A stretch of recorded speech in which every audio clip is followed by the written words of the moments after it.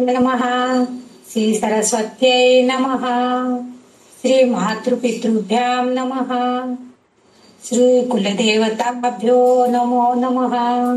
श्री गुरुदेवेभ्यो नमो नमः. श्री ललिता देव्यै नमः. प्रथम आपण गणपती ध्यानम म्हणणार आहोत.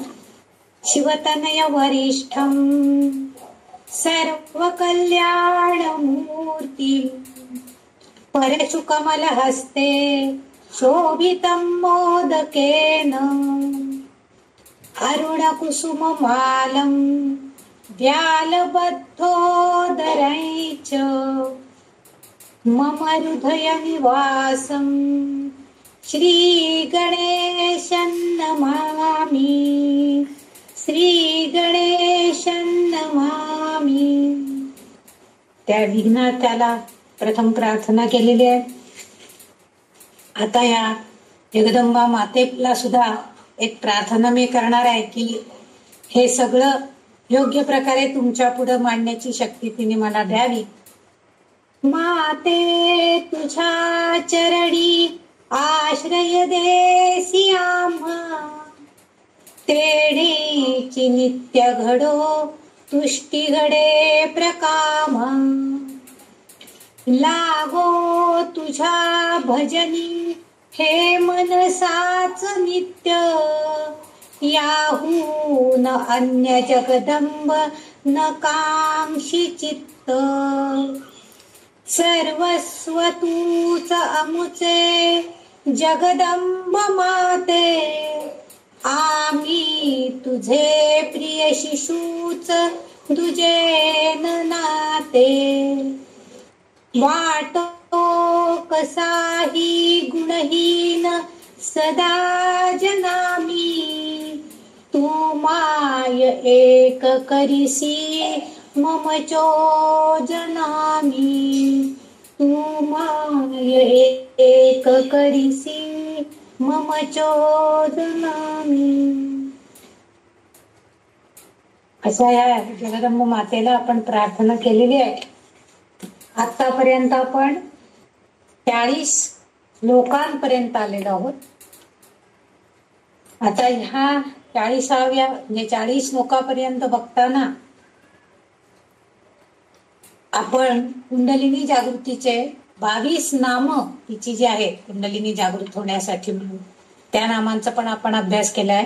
आणि आता 41व्या श्लोकापासून तिच्या आशीर्वादात्मक असं तिचं वर्णन आहे तिच्या नामांचं. म्हणजे तिची जी नामं आहेत ती आपल्याला कसे आशीर्वाद देतात त्याबाबतचं वर्णन पुढील सर्व नामांमध्ये आहे. श्लोक त्याविषयीचेच आहेत. आता श्लोक 41वा आहे. भवानी भावनागम्या भवारण्य कुठारिका भद्रप्रिया भद्रमूर्ती भक्त सौभाग्यदायिनी. आता भवानी म्हटलं की आपल्याला शंकराची पत्नी हे सहजपणे मान्य होतं आणि सगळ्यांना ते माहिती आहे.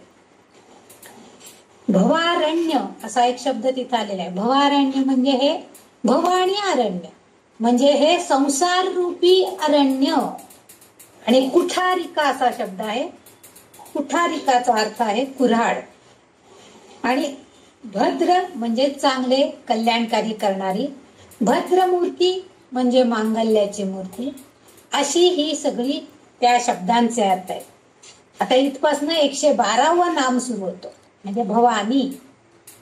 112व्या नामापासून 131 नामापर्यंत ती आपल्याला आशीर्वाद देते आहे. इथं तिच्या आशीर्वादात्मक नामाच्या पैलूंचं वर्णन असलेलं आपल्याला दिसतंय. आता हे जे नाव आहे पहिलंच नाव आहे भवानी.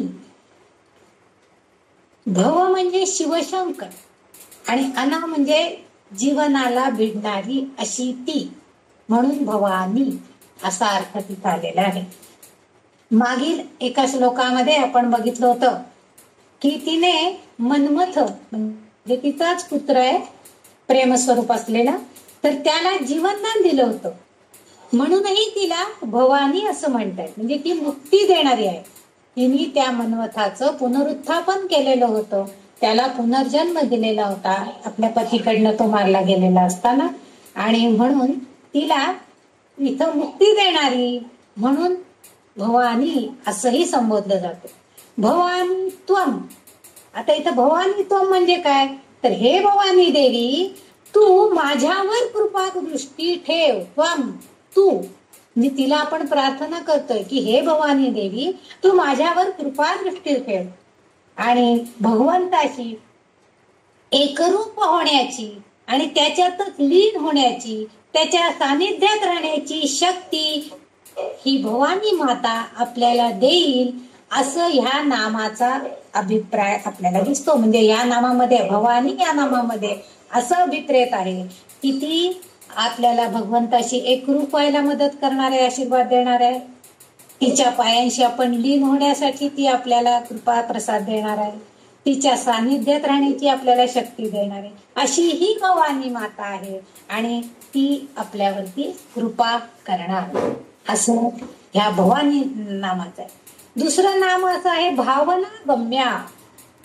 आता भावना गम्या म्हणजे इथं जो साधक आहे तो उपासना करतोय आणि उपासना करून तो साधक तिचं ध्यान करतोय आणि ध्यान करून तिची ओळखही करून घेतो.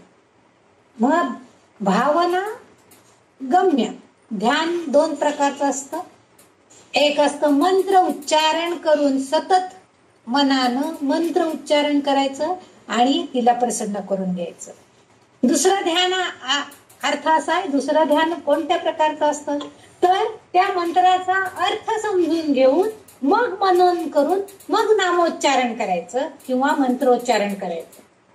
कारण काही वेळेला काय होतं, कर्मकांड करून आपण उपासना करतो. म्हणजे ध्यान संक्रमण हे अतिशय महत्वाचं आहे. खरं तर ध्यान करणं अतिशय महत्वाचं आहे. ध्यानामध्ये आपण जेव्हा डोळे मिटतो तेव्हा आपल्या डोळ्यासमोर ती जी देवता आहे ती डोळ्यासमोर उभी राहायला पाहिजे. मग म्हणजे ती याच्या डोळ्यासमोर सगुण साकार रूपामध्ये येत असते, प्रगट होत असते. अगम्या म्हणजे न जी आपल्याला आपण जाणू शकत नाही अशी ती अगम्य आहे. म्हणजे तिच्या शक्ती, इथं अगम्य शक्ती याचा अर्थ आहे. भावना गम्या, तिची शक्ती आपण जाणू शकत नाहीये अशी ती आहे आणि त्याची जाणीव ती आपण जेव्हा ध्यान करू तिचं त्यावेळेस ती आपल्याला करून देते. म्हणजे आपल्या साधकांना ती सांगते की ध्यान करा, नामोच्चारण करा, समजून उमजून करा. नुसतं नाव घ्यायचंय म्हणून सारखं उच्चारण करायचं नाहीये.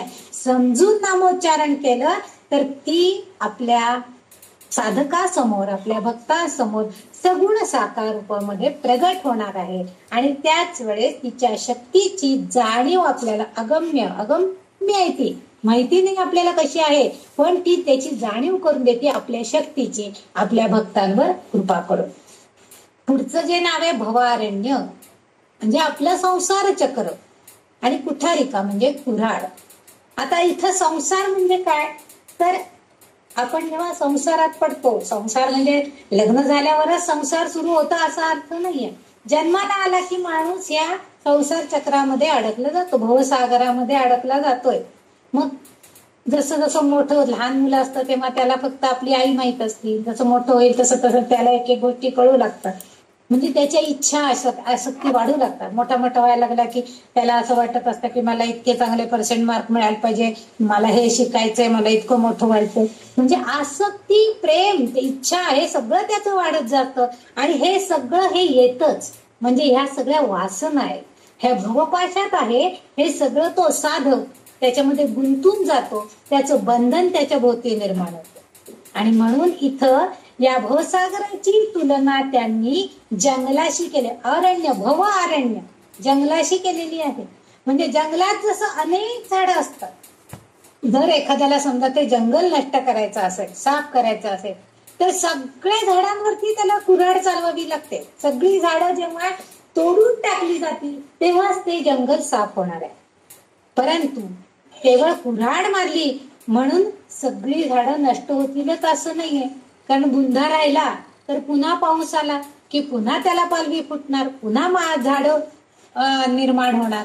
म्हणून इथं भव अरण्य असा जो उल्लेख केलेला आहे म्हणजे इथं पण मुळासकट झाड जर उपटून टाकली तर आणि तरच केवळ हे जंगल जे आहे, अरण्य जे आहे, हे संपूर्णपणे साफ होणार आहेत. म्हणजे तिथं पुन्हा झाडं वाढू शकणार नाही. तोच प्रकार आपल्या मनात आहे. अगदी संसाराचं सुद्धा तसंच आहे. संसाराच्या प्रत्येक पैलूचं मूळ स्तरावर म्हणजे प्रत्येक पैलू, आपल्या इच्छा आकांक्षा ज्या काय आहेत, आपल्याला जे काय कृती करावी वाटते, ते जे काय मिळवावं वाटतं, ते हे सगळं जे आहे त्या प्रत्येक स्तरावरती नष्ट करायला पाहिजे आपण.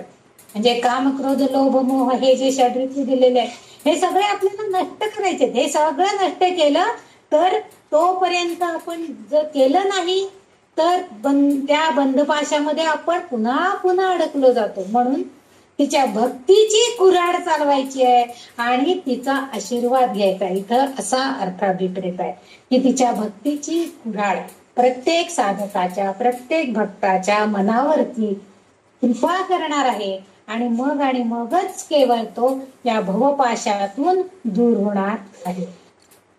पुढचा जो शब्द नाम आहे, शब्द म्हणजे नाम आहे. पुढचं तिचं जे नाव आहे ते नाव आहे भद्रप्रिया. आता इथं भद्रप्रिया, भद्र म्हणजे चांगलं, सगळं कल्याण करणार. तुम्ही जर कधी पंचांग बघितलं असेल तर भद्र असा उल्लेख आलेला असतो. म्हणजे सगळं चांगलं असणार, कल्याणकारी असणार.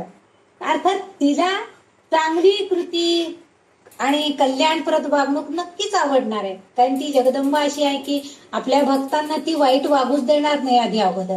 पण तेवढा विश्वास, तेवढी श्रद्धा आपली तिच्यावर पाहिजे. कारण का, भक्तांना परोपकार करण्याची वृत्ती ती बाळावयास सांगतेय आणि मग ती भक्तांवर आशीर्वादाचा वर्षाव पण करते. आणि म्हणून तिच्या चरणांशी आपण लीन झालं पाहिजे. तर नक्कीच ती आपल्याला पावन करणार आहे, करतेच. म्हणजेच ती भद्रप्रिया आहे. म्हणजे तिला चांगलं करण्याची आवड आहे. म्हणजे आपल्या भक्तांवर कृपा करण्यासाठी त्यांना ती चांगली वृत्ती, परोपकारी वृत्ती वाढीस लावा. तुमच्या अंगी असणारे चांगलं वागा, तुमच्या अंगी असणारे चांगले गुण वाढीस लावा. हे सगळ्याचा आशीर्वाद ती ही भद्रप्रिया आपल्याला देते आणि त्यामुळं अर्थातच आपल्यासारख्या साधक भक्तांचं कल्याण नक्कीच होते. म्हणूनच ती भद्रप्रिया आहे. आता इथं पुढचं नाव तिचं आहे भद्रमूर्ती. अहो, जी चांगलं करणारी देवी आहे तिची मूर्ती, तिचं स्वरूप हे सुद्धा चांगलंच असणार आहे. भद्र म्हणजे चांगलं आणि मूर्ती म्हणजे चांगली मूर्ती. म्हणजेच इथं असा अर्थ आहे की शुभ स्वरूप असणारी तिची मूर्ती आहे.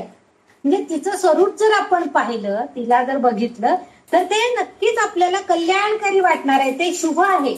म्हणजे शुभ, मग ती आपल्याला ब्रह्मस्वरूप आहे, सर्व व्यापी आहे. म्हणजेच ती भद्र मूर्ती आहे, शुभ मूर्ती आहे. बघा, आपणही जगदंबेकडे बघितलं, आपण तिच्याकडे तेवढ्याच सौहार्द्र भावनेनं म्हणजे अतिशय अशा छान स्नेहानं बघितलं, आनंदानं बघितलं तर ती आपल्याला नक्कीच चांगली दिसते. शुभ मूर्ती आहे तिची मूर्ती बघितली की मनाला समाधान होतं.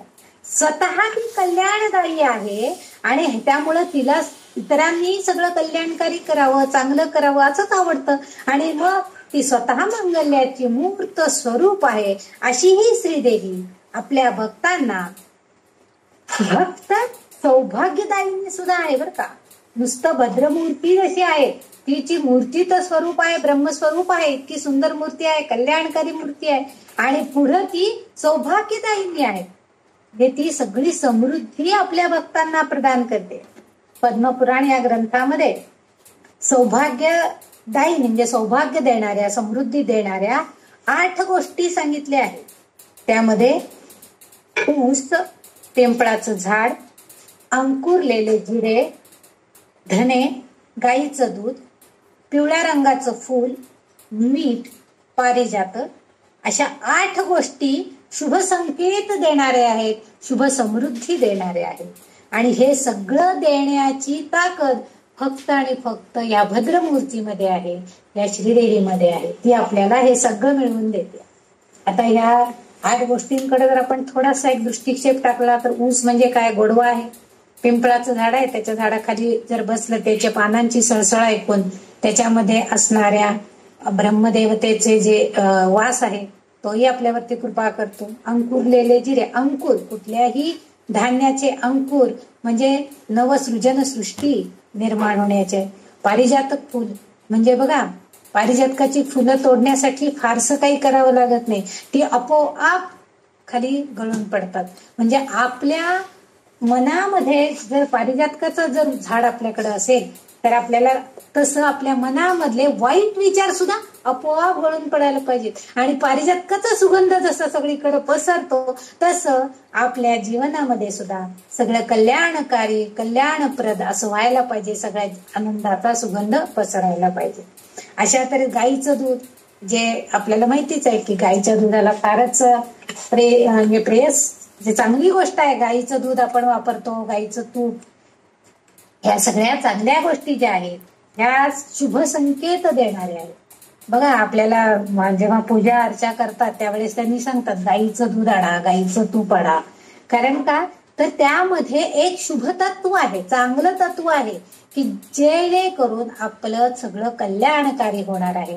म्हणून इथं ती सौभाग्यदायिनी या नावाने हे इथं तिचं 117वं नाम आपल्याला दिसते. हे सौभाग्यदायिनी या 41व्या श्लोकातलं हे शेवटचं नाव आहे ती. आणि इथं आपल्याला ती शुभ समृद्धी दाखवते, शुभ संकेत देते. आणि ही भद्रमूर्ती आपल्या भक्तांना सुद्धा हेच सांगते की तुम्ही हे सगळं मिळवण्याचा प्रयत्न करा, मी तुम्हाला नक्कीच त्यामध्ये मदत करील, कारण तिची कृपा दृष्टी आपल्या भक्तांवर असते. आता पुढचा जो श्लोक आहे तो श्लोक नंबर 42 आहे. 42व्या श्लोकामध्ये श्रीदेवीची नाव आहेत त्याबद्दल आता आपण सांगणार आहोत. भक्ती, आता पहिलंच नाव आहे भक्ती प्रिया. म्हणजे आता तिथं ती भक्ती म्हणजे भक्ती कशी करायची आहे, ती कशी आहे म्हणजे भक्त जे भक्ती करतात, भक्त जे ज्या देवीविषयीचे मत किंवा देवीविषयीचे विचार प्रगट करतात ते ती त्यांची भक्ती असते, ती त्यांची श्रद्धा असते. आणि ती कशी आहे ते आता या भक्तीबद्दल या पुढच्या काही नामांमध्ये ते सांगतायत आपल्याला. वाग्देवींनी जेव्हा लिहिलेलं आहे तेव्हा भक्ती सुद्धा कशी आहे, ती भक्ती प्रिया. पहिला शब्द आहे भक्ती प्रिया. म्हणजे इथं भक्ती आणि प्रिया दोन नाव आहेत.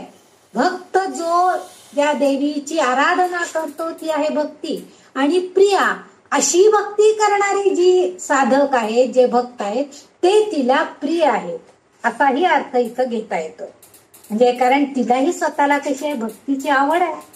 शिवानंद लहरींमध्ये लाटांप्रमाणे भावना भक्ती निर्माण होणे, नवनवीन गोष्टी शोधून काढणे आणि हाच आधार ती बघते.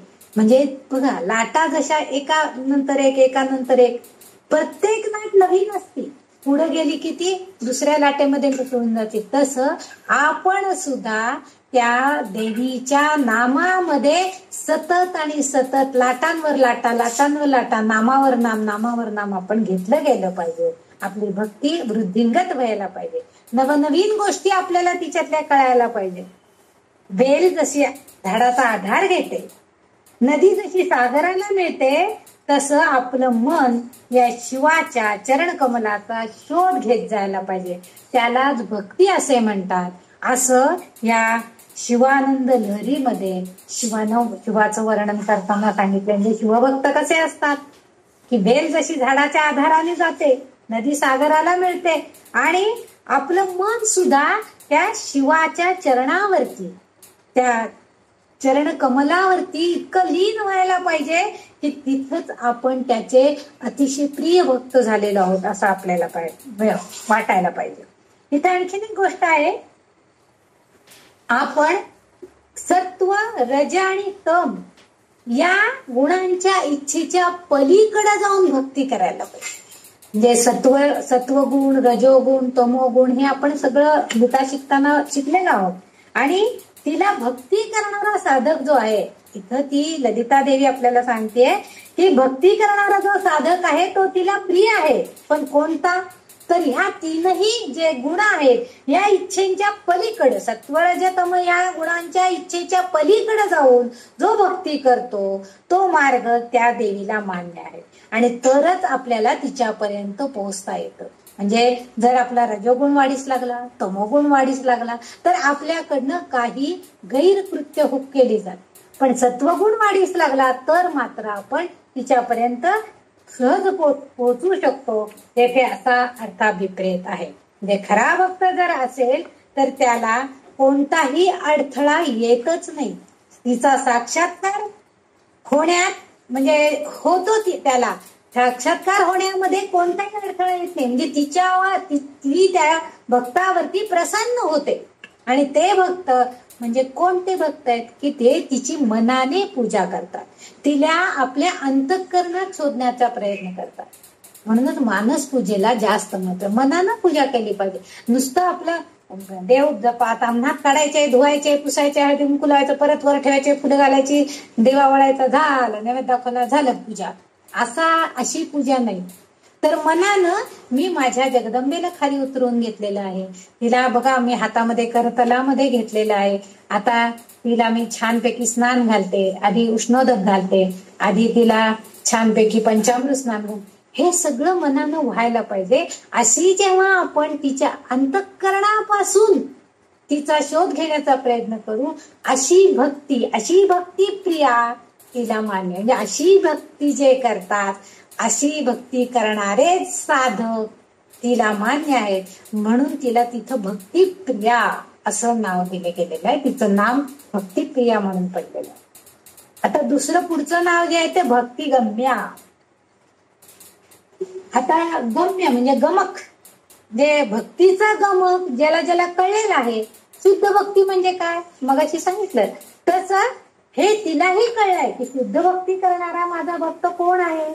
केवळ भक्तीनेच या ललिता देवीला, या देवीची आपल्याला कृपा प्राप्त होऊ शकते. हे जो साधक जाणून असतो त्याला भक्ती प्रिया आहे आणि भक्ती मार्गानेच ती वश होते असं म्हटलेलं आहे. म्हणजे भक्ती जे अगम्य आहे, म्हणजे ज्याचं ती जाणू शकत नाहीये, असा जो भक्त आहे त्याला भक्ती कशी करायची ह्याची जाणीव ही ललिता देवी करून देते त्या साधकाला. आणि मग त्याला कळलं, कारण ती प्रिया आहे, ती त्या भक्तावरती प्रेम करणारी आहे. त्यामुळे ती त्याला सांगते की हा भक्ती मार्ग निवड, म्हणजे तुला माझी कृपा मिळेल. आणि मग त्या भक्ती मार्गानेच तिला आपण वश करून घेऊ शकतो, आपल्या सामावून घेऊ शकतो. कारण तिचं पुढचं नाव आहे की भक्तिवश्या. पुढचं नाम तिचं सांगितलेलं आहे भक्तिवश्या. आता भक्ती तर आपण करतो, पण वश करून घ्यायचंय, आकर्षित करून घ्यायचंय, तिला आपल्याकडे आपल्या नियंत्रणाखाली आणायचंय.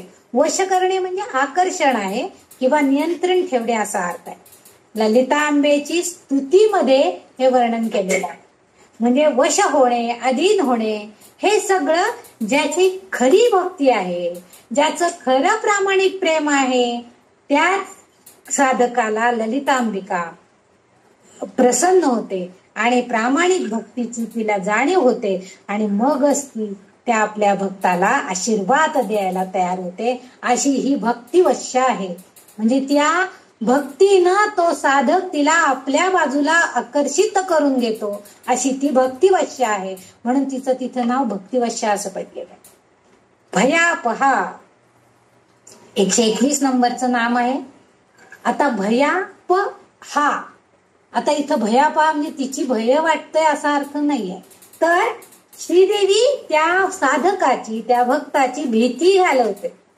विष्णू सहस्त्रनामामध्ये सुद्धा 935वं नाव हे आहे ते भयापहा आहे. भीती वाटते. याचं कारण काय आहे? भीती वाटते, प्रत्येकाला भीती कशाची ना कशाची तरी वाटत असते. पण इथं त्याचा अर्थ असा आहे की अज्ञानामुळं दुसऱ्या गोष्टींच्या अस्तित्वाची जाणीव प्रत्येकाच्या अंतरात्म्यात परमात्मा स्वरूप आहे याची त्याला जाणीव आहे. प्रत्येकाच्या अंतरात्म्यामध्ये परमात्मा आहे, पण त्याची जाणीव अज्ञान असल्यामुळे त्याला असत नाही, त्या भक्ताला असत नाही. त्यामुळे तो भयग्रस्त होतो. कारण पण ज्याला ते कळलेलं आहे तो भयग्रस्त होणारच नाही, त्याला भय वाटायचं कारणच नाही, भयग्रस्त होण्याचं कारणच नाही. कारण भीती ही जी आहे ही भावनिक आहे. किंवा शारीरिक आहे की म्हणजे मला आता या एवढ्या पायऱ्या चढून जायचंय, भीती पडते मनामध्ये, कारण शारीरिक व्याधी असल्यावरती मला एवढं करणं शक्य नाही.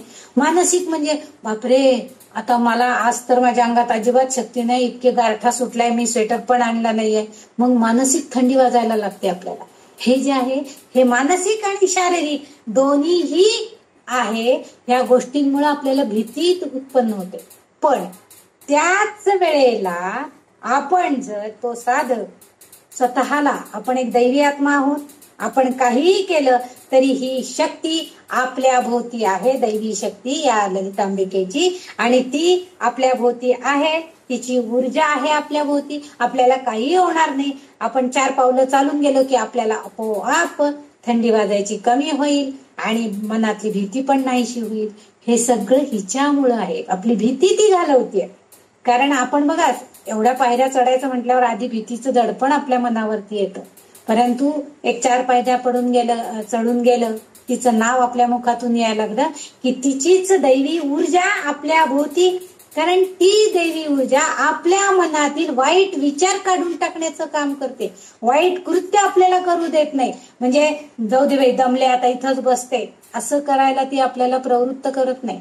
तर ती सांगते नाही नाही, तुझ्यामध्ये आहे शक्ती, बघ तू अजून जाऊन जाऊ शकशील, बघ शेवटपर्यंत जाशील, तुला दर्शन मिळेल. हे जे आहे हे ती करायला त्या साधकाला भाग पाडते, म्हणजे प्रतिबंध करते. वाईट कृत्य करायला, वाईट विचार मनात यायला ती प्रतिबंध करते. म्हणजे वाईट प्रभावापासून, वाईट गोष्टी होण्यापासून तुमच्या भयाचं अपहरण ती करते. म्हणजेच ती भयापहा असं आहे.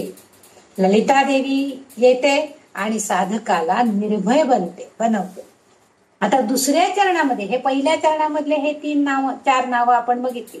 भक्तिप्रिया, भक्तिगम्या, भक्तिवश्या आणि भयापहा.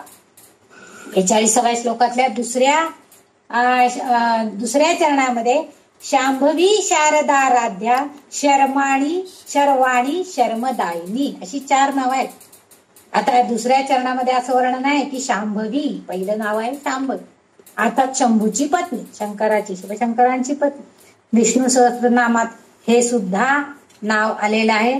शांभवे असा आहे त्याचा अर्थ की भक्तांना आराम देणारा, असा तिथं अर्थ केला गेलाय. म्हणजे शिवशंकर आणि ललितांबिका हे जेव्हा दोन्ही एकत्रपणे येतात तेव्हा आपल्या भक्तांचं ती सांत्वन करते, धीर देते आणि त्यांना भयापासून दूर करते, अशी ती शांभवी आहे. कुंडलिनी ध्यानामध्ये ज्या मुद्रा वापरल्या जातात त्यामध्ये शांभवी नावाची एक मुद्रा सुद्धा आहे.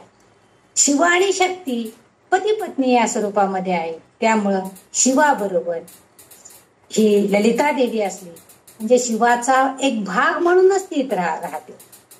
शांभवी हा उल्लेख काही वेळेला 7-8 वर्षाच्या मुलीचा म्हणून केला जातो.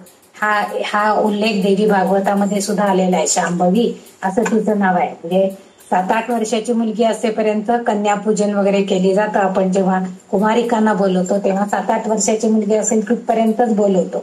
म्हणजे त्या पद्धतीनुसार, म्हणजे कन्यापूजन विधी जेव्हा केला जातो त्या विहित पद्धतीनुसार या 8 वर्षाच्या बालिकेला आपण बोलवतो, तिचं पूजन करतो आणि त्यावेळेस तिला शांभवी या नावानं तिला संबोधलं जातं. इथं ह्या पूजनामुळं, म्हणजे शांभवी हे जे नाव आहे, इथं आपण त्या शिव आणि शक्तीचं पूजन करतो आणि ती ललिता देवीच्या कृपा आशीर्वादाने भक्त समृद्ध, संपन्न आणि धनवान होतो. शांभवी हे नाव तिचं आपल्या सगळ्या कल्याणासाठी आहे, समृद्धतेसाठी आहे, संपन्नतेसाठी आहे. आता पुढचं जे नाव आहे ते शारदाराध्या, 123वं नाम आहे. शारदा आणि म्हणजे शारदा देवी आराध्य असलेली, शारदा म्हणजे सरस्वती, वाणीची देवता, आणि ती सरस्वती स्वरूपामध्ये सुद्धा आहे. आपल्याला माहितीये की नवरात्रामध्ये जी अनेक रूप देवीची आपल्याला नवनवीन किंवा नवरूप जी दाखवली जातात त्याच्यामध्ये एक सरस्वतीचं रूप सुद्धा दाखवलं जातं. तिची सरस्वती स्वरूपामध्ये सुद्धा पूजा ही केली जाते. येथे शारदा म्हणजे ललिता सहस्त्र लिहिणारी जी वाग्देवी आहे तिला शारदा अशा स्वरूपामध्ये म्हटलेलं. आता अश्विन मासामध्ये 9 दिवस नवरात्रात आपण तिची पूजा अर्चा करतो आणि म्हणून त्या नवरात्राला आपण शारदीय नवरात्र असंही आपण म्हणतो. म्हणजे इथं सुद्धा तिचं शारदा हे नाव उल्लेख आलेला आहे. दुसरं जे नवरात्र आहे ते वसंत ऋतूमधील नवरात्र, आत्ताच आपण चैत्रामध्ये जे केलं त्यालाही शारद नवरात्र असा उल्लेख केलेला आहे. म्हणजे आपल्याला वेद आणि शास्त्रामधून मिळालेलं ज्ञान ही आपल्याला करून देते अशी ही ललिता देवी आहे. म्हणजे ही सरस्वतीच्या रूपामध्ये असणारी, ही शारदा आराध्य देवी असणारी अशी ही ललिता देवी आहे. आणि म्हणून आराध्य आणि शारदा देवीची आराधना करणारी अशी ती शारदाराध्या म्हणून ती सरस्वती स्वरूपामध्ये आपल्याला बघावयाला मिळते. ही आपल्याला वेद आणि शास्त्र यांचं ज्ञान करून देते अशी ही ललिता देवी आपल्यावरती कृपा करते. पुढचं तिचं नाव आहे शर्वाणी किंवा श्रावणी असाही उल्लेख काही ठिकाणी आहे. हे 124वे नाव आहे. पंचमहाभूतातील तत्वांशी संबंधित असलेली शिवा म्हणजे ललितांबा हीच 8 वैश्विक रूपे आपल्याला पाहावयास मिळतात. आपल्याला तिची काही वैश्विक रूप पाहावयाला मिळतात. म्हणजे आकाश, वायू, अग्नी, जल, पृथ्वी अशी जी काही रूप आपल्याला बघायला मिळत आहेत. म्हणजे पंचमहाभूत आणि इतर 3 म्हणजे अशी 8 रूप जी आहेत ती प्रातिनिधिक स्वरूपामध्ये जेव्हा आपण बघतो तेव्हा तिचं शर्वाणी रूप आपल्याला बघायला मिळतं. ही कोणती आहेत? आकाश, वायू उग्र रूपामध्ये आहे. रुद्र म्हणजे वायूमध्ये काय तर उग्र रूप आहे तिचं. म्हणजे वारा व्हायला लागला तर कधी कधी सोसाट्याचा. म्हणजे रुद्र रूपामध्ये म्हणजे अग्नी रूपामध्ये आपण रुद्र पूजन करतो ते तिचं रूप आहे. नंतर जल, भव जे आहे, भवसागर जो आहे तो सगळा जलमय आहे, तिथं तिचं रूप आपल्याला बघायला मिळतं. पृथ्वी शार्व रूपामध्ये म्हणजे जमीन जी आहे त्या रूपामध्ये आपण तिला बघतो. पशुपती म्हणजे आत्मा जो आहे आपल्या शरीरामधला किंवा आपल्याला माहित असलेला की जो परमात्मा आहे तो पशुपती हा सुद्धा तिचंच रूप आहे. सूर्य, ईशान आणि महादेव म्हणजे चंद्र स्वरूप. म्हणजे ह्या महादेव, ईशान, पशुपती, शार्व, भव, रुद्र, वायू, आकाश ही सगळी जी 8 रूप आहेत हे शिवाचे शार्व रूप हे पृथ्वी तत्वाचे प्रतिनिधित्व करतात. शार्व म्हणजे पृथ्वी आणि शार्वाची पत्नी म्हणून ती शार्वणी असं इथं तिचं नाव उल्लेख केला गेलेला आहे. आणि त्यांचा मुलगा म्हणजे मंगळ ज्योतिषशास्त्रात उल्लेख केला गेलेला 9 ग्रहांपैकी एक तो ग्रह आहे. आणि या ग्रहांच्या प्रभावापासून दूर राहण्यासाठी मंत्र जप करायचा, धार्मिक विधी, मंदिरांना भेट देणे वगैरे वगैरे गोष्टी करतात. पण तेव्हा देवावर अढळ श्रद्धा ठेवता तरच ललिता कृपा करते आणि आपले संकट आपल्याला ग्रहाचं सामर्थ्य जे तो ग्रह असमर्थ होतो. जे इथं आपल्याला ही गोष्ट नमूद केली जाते की जेव्हा आपल्याला ग्रहदोष असतो, आपण म्हणतो ना पत्रिकेमध्ये मंगळ दोष आहे, त्याला मंगळ ग्रहाची अनुकूलता नाहीये, तर त्यावेळेस आपण जर समजा या ललितांबिकेची जर भक्ती केली तर त्या दोषापासून आपल्याला पुष्कळ दूर जाता येतं. त्या प्रभावात म्हणजे त्या ग्रहांचा प्रभाव कमी होतो. त्यासाठी आपण धार्मिक विधी करतो किंवा मंत्र जप केला, तेवढी अढळ श्रद्धा त्या ललिता देवीवरती ठेवली तर ती नक्कीच आपल्याला कृपा करते आणि आपोआपच येणाऱ्या संकटापासून तो ग्रह आपल्यापासून दूर जातो. म्हणजे तो असमर्थ होतो, आपल्यावर तो संकट आणू शकत नाही. म्हणून इथं तिचं नाव शर्वाणी म्हणजे शार्व म्हणजे पृथ्वी तत्वामधल्या सगळी जे प्रतिनिधित्व आहे, पृथ्वी तत्वाचं प्रतिनिधित्व करणारी ही देवी आहे. तिच्यामध्ये हे सगळे गुण वरती वर्णन केलेले मी मगाशी सांगितलेले आहेत. 8 वैश्विक रूप तिची बघायला मिळतात आणि त्याशिवाय हा एक तिचा गुण इथं आपल्याला बघायला मिळतो. पुढचं जे 125वं नाम आहे ते आहे शर्मदायिनी. आता इथं शर्म आपण म्हणतो ना, काय शर्म वाटते की नाही, असं काय करतेस असा अर्थ नाही. इथं शर्म अर्थ बरोबर आहे, शर्म वाटणे म्हणजे लाज वाटणे असा अर्थ आहे. पण इथं मात्र शर्म याचा अर्थ आहे आनंद. आनंद देणारी, सुख देणारी ही ललिता देवी आपल्या भक्तांना नेहमीच आनंद देणारी आहे, सौख्य देणारी आहे. कारण ती ललिता आई आहे आणि आपल्या भक्तांना, आपल्या अपत्यरूपी भक्तांना ती आई कशी बरं दुःखी ठेवेल? ती नेहमीच आनंद देणार.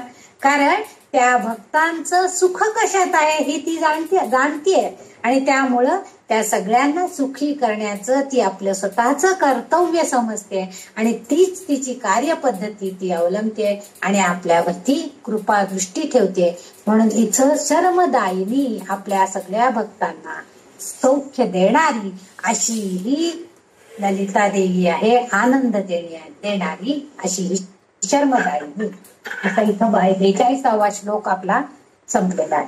आता इथं शर्वाणी, इथं शर्वपत मगाशी सांगितलं की शंभूची पत्नी असा पण अर्थ आहे शर्वाणीमध्ये. नंतर पुढचा जो 43वा श्लोक आहे तो शांकरी श्रीकरी साध्वी शरच्चंद्र निभानना शातोदरी शांतिमती निराधारा निरंजना. आता 43वा श्लोकाकडे जाताना आपण तिला शंकराची पत्नी म्हणून शांकरी अशा नावानं सुद्धा ओळखतो. म्हणजे शम आणि करी म्हणजे शंकरी. शम म्हणजे आनंद आणि करी म्हणजे कार्य करणारी अशी ती कर्ता आहे. म्हणजे सगळं कार्य करण्याची शक्ती तिच्यामध्ये आहे. शिव आणि पार्वती हे दोघही विश्वाचे पिता आणि माता या स्वरूपामध्ये ओळखले जातात आणि म्हणूनच शिव शक्ती यांच्यातील गुण आणि आनंद घेणारी अशी ही शंकरी आहे. म्हणून तिला शांकरी या नावानं संबोधलं जातं. म्हणजे तिच्या ह्या नामाचं असा गुण आपल्याला बघायला मिळतो. पुढचं जे नाव आहे श्रीकरी. श्रीकरी, श्री म्हणजे सर्व प्रकारची समृद्धी. श्री हा शब्द भगवद्गीतेमध्ये पण आलेला आहे आणि 127वं नाव आहे हे श्रीकरी. श्रीकरी सर्व प्रकारची समृद्धी. आणि इथं काय काय अर्थ श्री मध्ये अभिप्रेत आहे?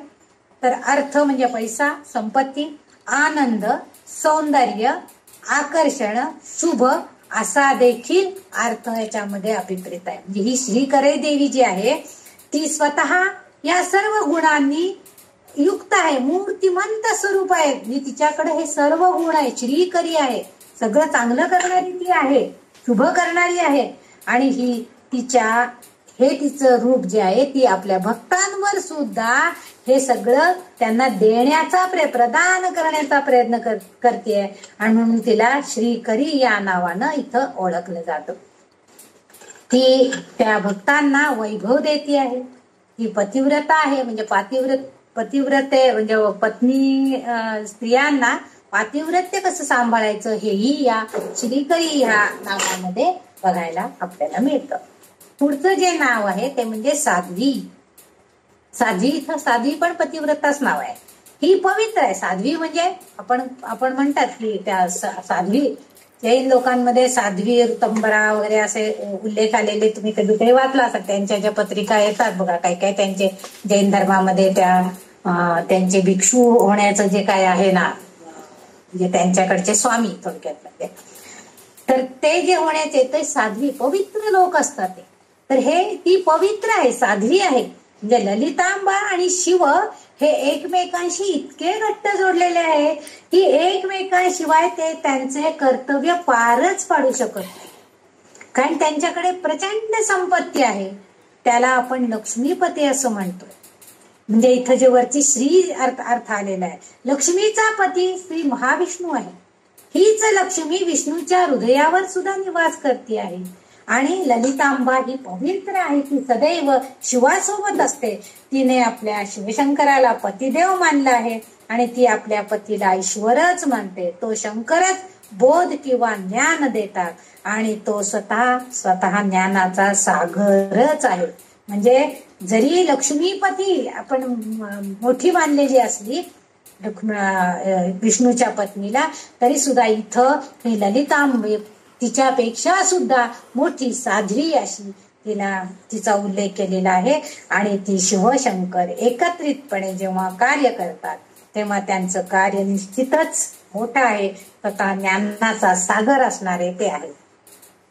आता इथं अशा साध्वी म्हणण्याचं कारण आणखीन काय आहे, तर ज्ञानसागराची पत्नी म्हणजे शंकर आधीच इतके तेजस्वी आहेत आणि तेवढेच तेजस्वी आणि ज्ञानी आहेत, तसं त्याची पत्नी तितकीच तेजस्वी आहे. आणि शारद ऋतू म्हणजे शरद ऋतूतील चंद्राचा प्रकाश. आणि पुढचं जे नाव आहे शरश्चंद्र निभानना असं एक नाव आहे तिचं, शरश्चंद्र निभानना. शरद ऋतूमध्ये शरद ऋतूतील जो चंद्र असतो तो प्रकाश पृथ्वीला संपूर्णपणे उजळून टाकतो. म्हणजे नेहमीचा चंद्र उगवणारा असतोच, पण शरद ऋतूमध्ये असणारा म्हणजे आकाश निरभ्र असतं, त्यामुळं छोटीशी जरी चंद्राची कोर असली तरी सुद्धा पृथ्वी त्या प्रकाशानं उजळून निघते. आणि त्यामुळं तिथं तो चंद्र हा निष्कलंक असलेला आपल्याला दिसतो. शरद चंद्र आणि निभानना म्हणजे आनन म्हणजे मुख म्हणजे इथं, किंवा निभावणे, निभानना म्हणजे निभावणे, शब्द दिलेला पाळणे, मुखाने दिलेला कोणताही शब्द पाळणे, असं शरदचंद्र, शरदचंद्र.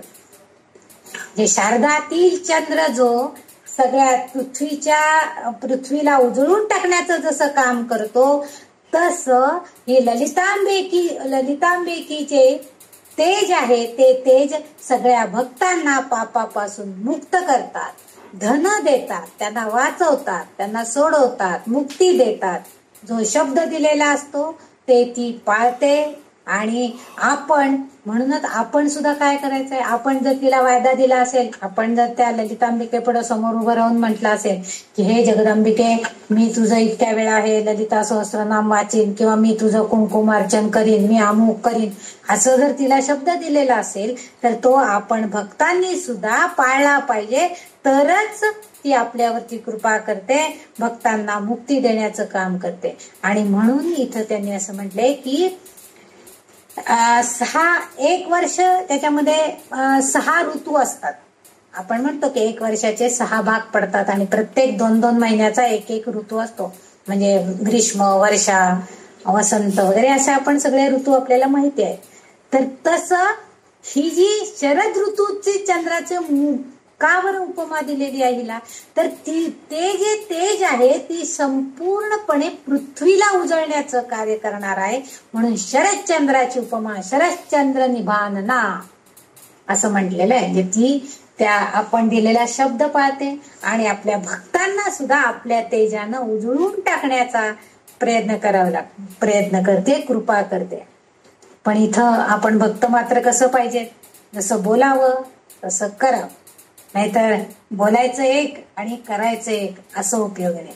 आपण तिची भक्ती तितक्या श्रद्धेनं करायला पाहिजे, तरच ही ललितांबिका आपल्यावर कृपा करण्यासाठी बद्ध आहे. म्हणजे आपल्यावरती कृपा करणारच. तिने आपल्याला तसा शब्द दिलेला आहे या नामामध्ये, शरदचंद्र निभानना या नामामध्ये. पुढचं जे नाम आहे ते आहे शातोदरी. आता शातोदरी म्हणजे तिची कंबर कशी आहे, तिची कटी. आपण तिचं जेव्हा वर्णन केलेलं होतं पहिल्या काही श्लोकांमध्ये, तिच्या संपूर्ण स्वरूपाचं वर्णन होतं, तेव्हा तिच्या कटी प्रदेशाचं सुद्धा वर्णन आपण ऐकलेलं आहे. तर इथं तिची कटी कृश आहे, अगदी बारीक आहे, पण तिचं कलात्मिक रूप आपण त्यावेळेस तिचं बघितलेलं होतं. आणि याद्वारे तिचं रूप किती ती सौंदर्यवान आहे हे तिचं दाखवलं जात आहे. पुढचा जो शब्द म्हणजे इथं शातोदरी म्हणजे फक्त तिची कंबर बारीक आहे, तिचं सौंदर्य बघण्यासारखं आहे, एवढाच अर्थ इथं अभिप्रेत आहे. पुढचा जो शब्द आहे ते शांतिमती. पुढचं नाम आहे शांतिमती, 131वं नाम आहे. या नामामध्ये ती आपल्या भक्तांसाठी कधीही कठोर होत नाही. शांतिमती, मती म्हणजे आपली बुद्धी आणि शांती म्हणजे शांतता. म्हणजे तिची बुद्धी कधीही भंग होत नाही, तिची बुद्धीची शांतता कधीही भंग होत नाही, शांतिमती आहे ती. म्हणजे ती आपल्या भक्तांसाठी कधीही कठोर होत नाही. भक्तांच्या चुका ती समजून घेते, ती त्या चुका आपल्या पोटात घालून शांत राहते आणि मग आपल्याला बुद्धी देऊन ते सुधार करण्याची योजनाही ती आपल्यामध्ये करते. म्हणजे उपाययोजना करून त्या चुका सुधारण्याचा प्रयत्नही ती आपल्याकडनं करून घेते. म्हणजे आणि हे कसं शक्य आहे, तर तिच्या जे आपण रूप बघितले आहेत, वाराही, मंत्रिणी यासारख्या रूपांमध्ये तिची काही मंत्र स्वरूप दाखवलेले आहे आणि त्या मंत्रांच्या साह्यानं ती म्हणजे आपल्याला बुद्धी देते की ह्या मंत्राचा जप कर, त्यामुळे तुझ्यामधले हे दोष नाहीसे होतील किंवा तुझ्यावर आलेले हे संकट नाहीसं होईल. म्हणजे आपल्याकडनं होणाऱ्या चुकांना वाचवण्यासाठी ती ह्या रूपामध्ये आपल्याला आशीर्वादात्मक मंत्र देते आणि मग त्या आशीर्वादात्मक मंत्रानं आपोआपच ते आपण कृतीत आणतो आणि इथंच तिचं हे नाम संपन्न होतं. म्हणजे ती आपल्याला चुकांपासून सुधार करण्यासाठी उपाययोजना देते, मंत्रात्मक आशीर्वाद लाभतो आपल्याला. हे तिचं शांतिमती हे नाव ती सार्थ करते. पुढे जे नाव आहे 132 ती निराधारा. आता इथं निराधारा म्हणजे आधार नसलेली.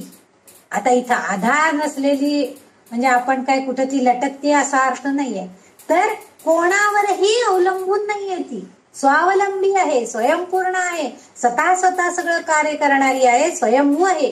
कारण तिचं सगुण आणि निर्गुण हे दोन्ही रूप आपल्याला माहिती आहे. पण दुसरं एक रूप आहे ते तिचं सगुण रूप आहे की जे आपल्याला माहिती आहे ती कशा स्वरूपामध्ये आहे. आणि निर्गुण रूपामध्ये तिला कोणतंही रूपच नाहीये. तिची निर्गुण रूप आपल्याला माहितीच नाहीये. ध्यानामध्ये येताना आपल्या डोळ्यासमोर तिचं सगुण रूपच येतं आणि म्हणून तिच्या त्या निर्गुण स्वरूपाची, स्वरूप नसलेली असं जी ती तिचं रूप आहे त्या स्वरूपामध्ये, त्या स्वरूपाला तिथं आंतरिक उपासना जर केली तर इच्छित परिणाम आपल्याला प्राप्त होतो. म्हणजे चेतनेचं शुद्ध स्वरूप, ती शक्ती जी आहे ती आपल्याला प्राप्त होते आणि ते शुद्ध चैतन्य म्हणजे आत्मा आणि त्यामुळेच आपल्याला ही मुक्ती मिळणार असते. आणि हेच म्हणजे ती जशी स्वतः स्वयंपूर्ण आहे तसं आपण आपल्या अंतरात्म्याला ओळखण्याचा प्रयत्न केला तर आपल्याला मुक्तीचा मार्ग मिळाल्यासारखा आहे आणि मुक्ती मिळाल्याशिवाय राहणार नाही असा अर्थ ह्या नामामध्ये अभिप्रेत असलेला दिसतो. पुढचा जो शब्द आहे म्हणजे पुढचं नाम जे आहे ते निरंजना. नि आणि अंजन. अंजन म्हणजे काजळ. जे स्त्रिया डोळे चांगले दिसावे, शांत राहावे डोळे, त्यामुळं सुंदर दिसावं म्हणून डोळ्यामध्ये काजळ घालतात. इथं निर म्हणजे नाही असा अर्थ आहे आणि अंजन न घातलेली जर तिचे डोळे म्हणजे अंजन तिने डोळ्यात घातलेलं सुद्धा नाहीये तरी सुद्धा ती इतकी सुंदर दिसते. निरंजना, ती इतकी सुंदर दिसते आहे. पण हा तिचा शाब्दिक अर्थ आहे. येथे अंजन म्हणजे अज्ञान अंधकार नाहीस करण्याआधी प्रकाशमान करणारा दीप म्हणजे ही ललितांबिका स्वतः ब्रह्मस्वरूप आहे म्हणून तिला कोणताही दोष नाही. म्हणजे तिने डोळ्यात अंजन घातलं काय, काजळ घातलं काय किंवा न काय, पण आपण भक्तांना अंजन घालण्यासाठी, भक्तांच्या डोळ्यात अंजन घालण्यासाठी, भक्तांचं अज्ञान नाहीसं करण्यासाठी मात्र ती स्वतःच्या डोळ्यांमध्ये अंजन नसलं तरी सुद्धा तिचे इतके तेजस्वी डोळ्यांनी, तिच्या ब्रह्मस्वरूपानी ती आपल्या भक्तांना दोषरहित करते आहे. त्यांना त्यांचा अंधकार, अज्ञान नाहीसं करण्याचा प्रयत्न करते. प्रकाशाचा दीप त्यांच्या हृदयामध्ये लावते अशी ती निरंजना. आणि म्हणून आपण देवापुढे लावतो त्याला निरांजन असं म्हणतात बघा. निरांजन आपण म्हणतो ना, निरांजन लावलं का डोळ्यात देवासमोर म्हणजे काय, प्रकाशमान करण्याचं काम ते निरांजनामध्ये. जे तुपवात आपण लावतो, कधी कधी तेलवात लावतात कोणी कोणी, तर ती तुपवात लावली की ते सगळी ते देव्हारा आपला प्रकाशानं उजळून निघतो. आणि तेच कार्य ललिता देवी आपल्या भक्तांच्या बाबतीमध्ये करताना दिसते. इथं 43वा श्लोक समाप्त झालाय. 44व्या श्लोकाकडे जाऊया आपण आता. 44वा श्लोक असा आहे, निर्लेपा, निर्मला, नित्या, निराकारा, निराकुला, निर्गुणा, निष्कला, शांता, निष्कामा, निरुपप्रवा. तर इथल्या या सगळ्या नामांच्या अलीकडे नी शब्द आहे. नी म्हणजे नाही, नसलेली असे अर्थ आहे. आता पहिला शब्द आहे निर्लेपा. 134 नाम आहे तिचं या ललिता सहस्रनाम स्तोत्रामधलं. निर्लेपा. आता इथं लेप म्हणजे काय? आपण म्हणतो ना, काय लेप लावलाय बघ एकदा. म्हणजे समजा लहान मुलं काय करतात, त्यांना आवडतं म्हणून पावडर फूट घेऊन असं थापत बसतात पावडरीचे फुलाने आपल्या चेहऱ्यावरती. त्यांना लहान असतात, त्यांना काही कळत नसतंय, पण पावडर आहे. कोणीतरी आई बघितलेलं असतं पावडर लावताना, ते खेळत बसतात त्या पावडरची, लेप लावत बसतात एकावर एक थरावर थर. तसं आता इथं निर्लेपा, पण ही कशी आहे? अशी नाही आहे, तर कशी ती आसक्ती रहित आहे. आता लेप म्हणजे एकावर एक. आता इथं इच्छाशक्ती म्हणजे ही तिला कोणतीही आसक्ती नाहीये, निर्लेप आहे, ती स्वच्छ आहे. तिला कुठलाही म्हणजे तिच्यावरती मुलामा कुठलाही चढलेला नाहीये, स्वच्छ आहे, अगदी इच्छारहित आहे. आणि ती भक्तांशी संलग्न आहे, एकरूप झालेलं आहे. म्हणजे भक्त जर असेल तितकाच पॉवरफुल, म्हणजे ब्रह्मस्वरूप जाणून घेण्याचा प्रयत्न करणारा, श्रद्धेनं भक्ती करणारा, तर त्या भक्ताला तिच्याबद्दलचं ज्ञान प्राप्त करून घेता येतं. म्हणजे त्याला सुद्धा शुद्ध व्हावं लागतं. इथं तिच्या शुद्धतेचं प्रतीक म्हणून तिला निर्लेपा. पण आपण ते कर्तव्य करायला पाहिजे. म्हणजे भक्तानं किंवा साधकानं ते करायला पाहिजे, आपलं कर्तव्य करायला पाहिजे. योगी लोक जे असतात ते ब्रह्माविषयी संपूर्ण ज्ञान प्राप्त करून घेतात. आणि त्यामुळं त्यांना कोणतेही चांगले वाईट केले गेले तरी सुद्धा त्यांचा त्याच्यावर परिणाम होत नाही, कारण त्यांनी त्या ब्रह्मस्वरूपाला पूर्णपणे ओळखलेलं असतं. कारण अंतरात्म्यामध्ये परमात्मा आहे, त्याला जर तुम्ही ओळखलेलं असेल तर आपल्या हातून वाईट कर्म होणारच नाही. अरे, माझ्या आत बसलेल्या हृदयस्थ परमेश्वराला दुःख होणार आहे. मी जर आता समजा उगीच उठून कोणाच्या तरी कानफडीत मारली समजा, तर ते त्याला आवडणार आहे का? का बाबा, तुला काय अधिकार आहे त्याला मारण्याचा? काहीच अधिकार नाहीये. म्हणजे ही वृत्ती आपली आपोआप तयार होती तेव्हा आपण त्या अंतस्थ परमात्म्याला ओळखू तेव्हा. आणि म्हणून चांगले, आणि आपल्या हातनं त्यातूनही एखादी गोष्ट आपल्या हातनं चुकीची घडली गेली तरी सुद्धा ती सुधारणा करण्याची उपाययोजना मागच्या एका नामामध्ये तिने शांतिमतीमध्ये तिने आपल्याला कृपादृष्टी प्रदान केलेलीच आहे. मग त्या योगे आपण काय करतो? त्याचा सुधार करायला प्रयत्न करतो. हे माते, माझ्याकडनं चूक झालेली आहे, मी इतक्या वेळा तुझ्या नाममंत्र घेतो, नामस्मरण करतो. बघा, आपल्याकडं याचं उत्तम उदाहरण म्हणजे आपल्याकडे जेव्हा 10वा 12वा करणारे जे भटजी असतात, भिक्षुक असतात, तर ते भटजी लोक जेव्हा 10व्या 12व्याचे हे विधी जेव्हा करतात तेव्हा त्यांच्या मधल्या काही म्हणजे त्यांची जी शक्ती असती ती कमी झालेली असते. आणि म्हणून पण त्यांना जाणीव असते की मी जेव्हा हे 10वा किंवा 12वा कोणाचे हे वैदिक कर्म जेव्हा करतोय तेव्हा माझ्यामधली काही चांगली शक्ती, आध्यात्मिक शक्ती नष्ट झालेली आहे आणि ती मला पुन्हा प्राप्त करायला पाहिजे. त्यामुळे ते पहाटे उठून पुरश्चरण करतात, गायत्री, पुन्हा तेवढी शक्ती आपल्याला मिळवतात.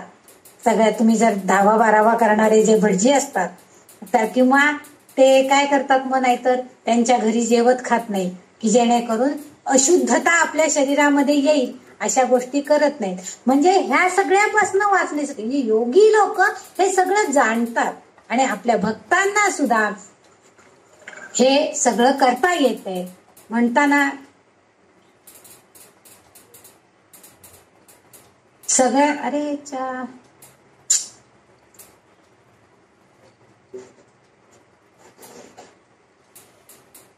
युट्यूब कोणाचं चालू?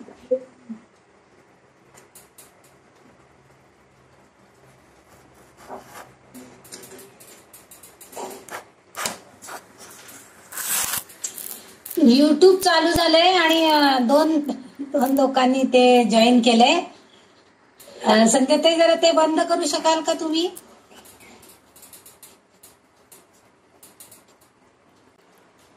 अ 44व्या श्लोकामध्ये आपण पहिला जो शब्द आहे तो निर्लेपा. हे ती अलिप्त आहे, सगळ्यापासून अलिप्त आहे, आसक्ती रहित आहे, तिला कशाचीही आसक्ती नाहीये. पण ती भक्ताशी मात्र एकरूप आहे, संलग्न आहे. म्हणजे भक्ताचं जे शरीर आहे केवळ तिच्याबद्दलचं ज्ञान प्राप्त करून घेण्यासाठी शुद्ध व्हायला हवंय. आणि तेच कर्तव्य आपण करायला पाहिजे. जसं योगी लोक ब्रह्माविषयी ज्ञान प्राप्त करून घेतात आणि त्यामुळं त्यांनी केलेली चांगले वाईट जरी कोणती गोष्ट केली तरी त्याचा त्यांच्यावर जास्त परिणाम होत नाही. असा तो निर्लेपा, कोणत्याही थर नसलेला, कोणताही मुलामा नसलेला अशी ललितांबिका तिथं निर्लेपा म्हणून आहे. पुढचं 135वं नाव जे आहे ते निर्मला. निर्मला, मल म्हणजे मळ आणि निर्मला म्हणजे मळ नसलेली, म्हणजे अशुद्ध नसलेली. म्हणजे कोणत्याही अशुद्ध पदार्थापासून ती निर्माण झालेलीच नाही आहे.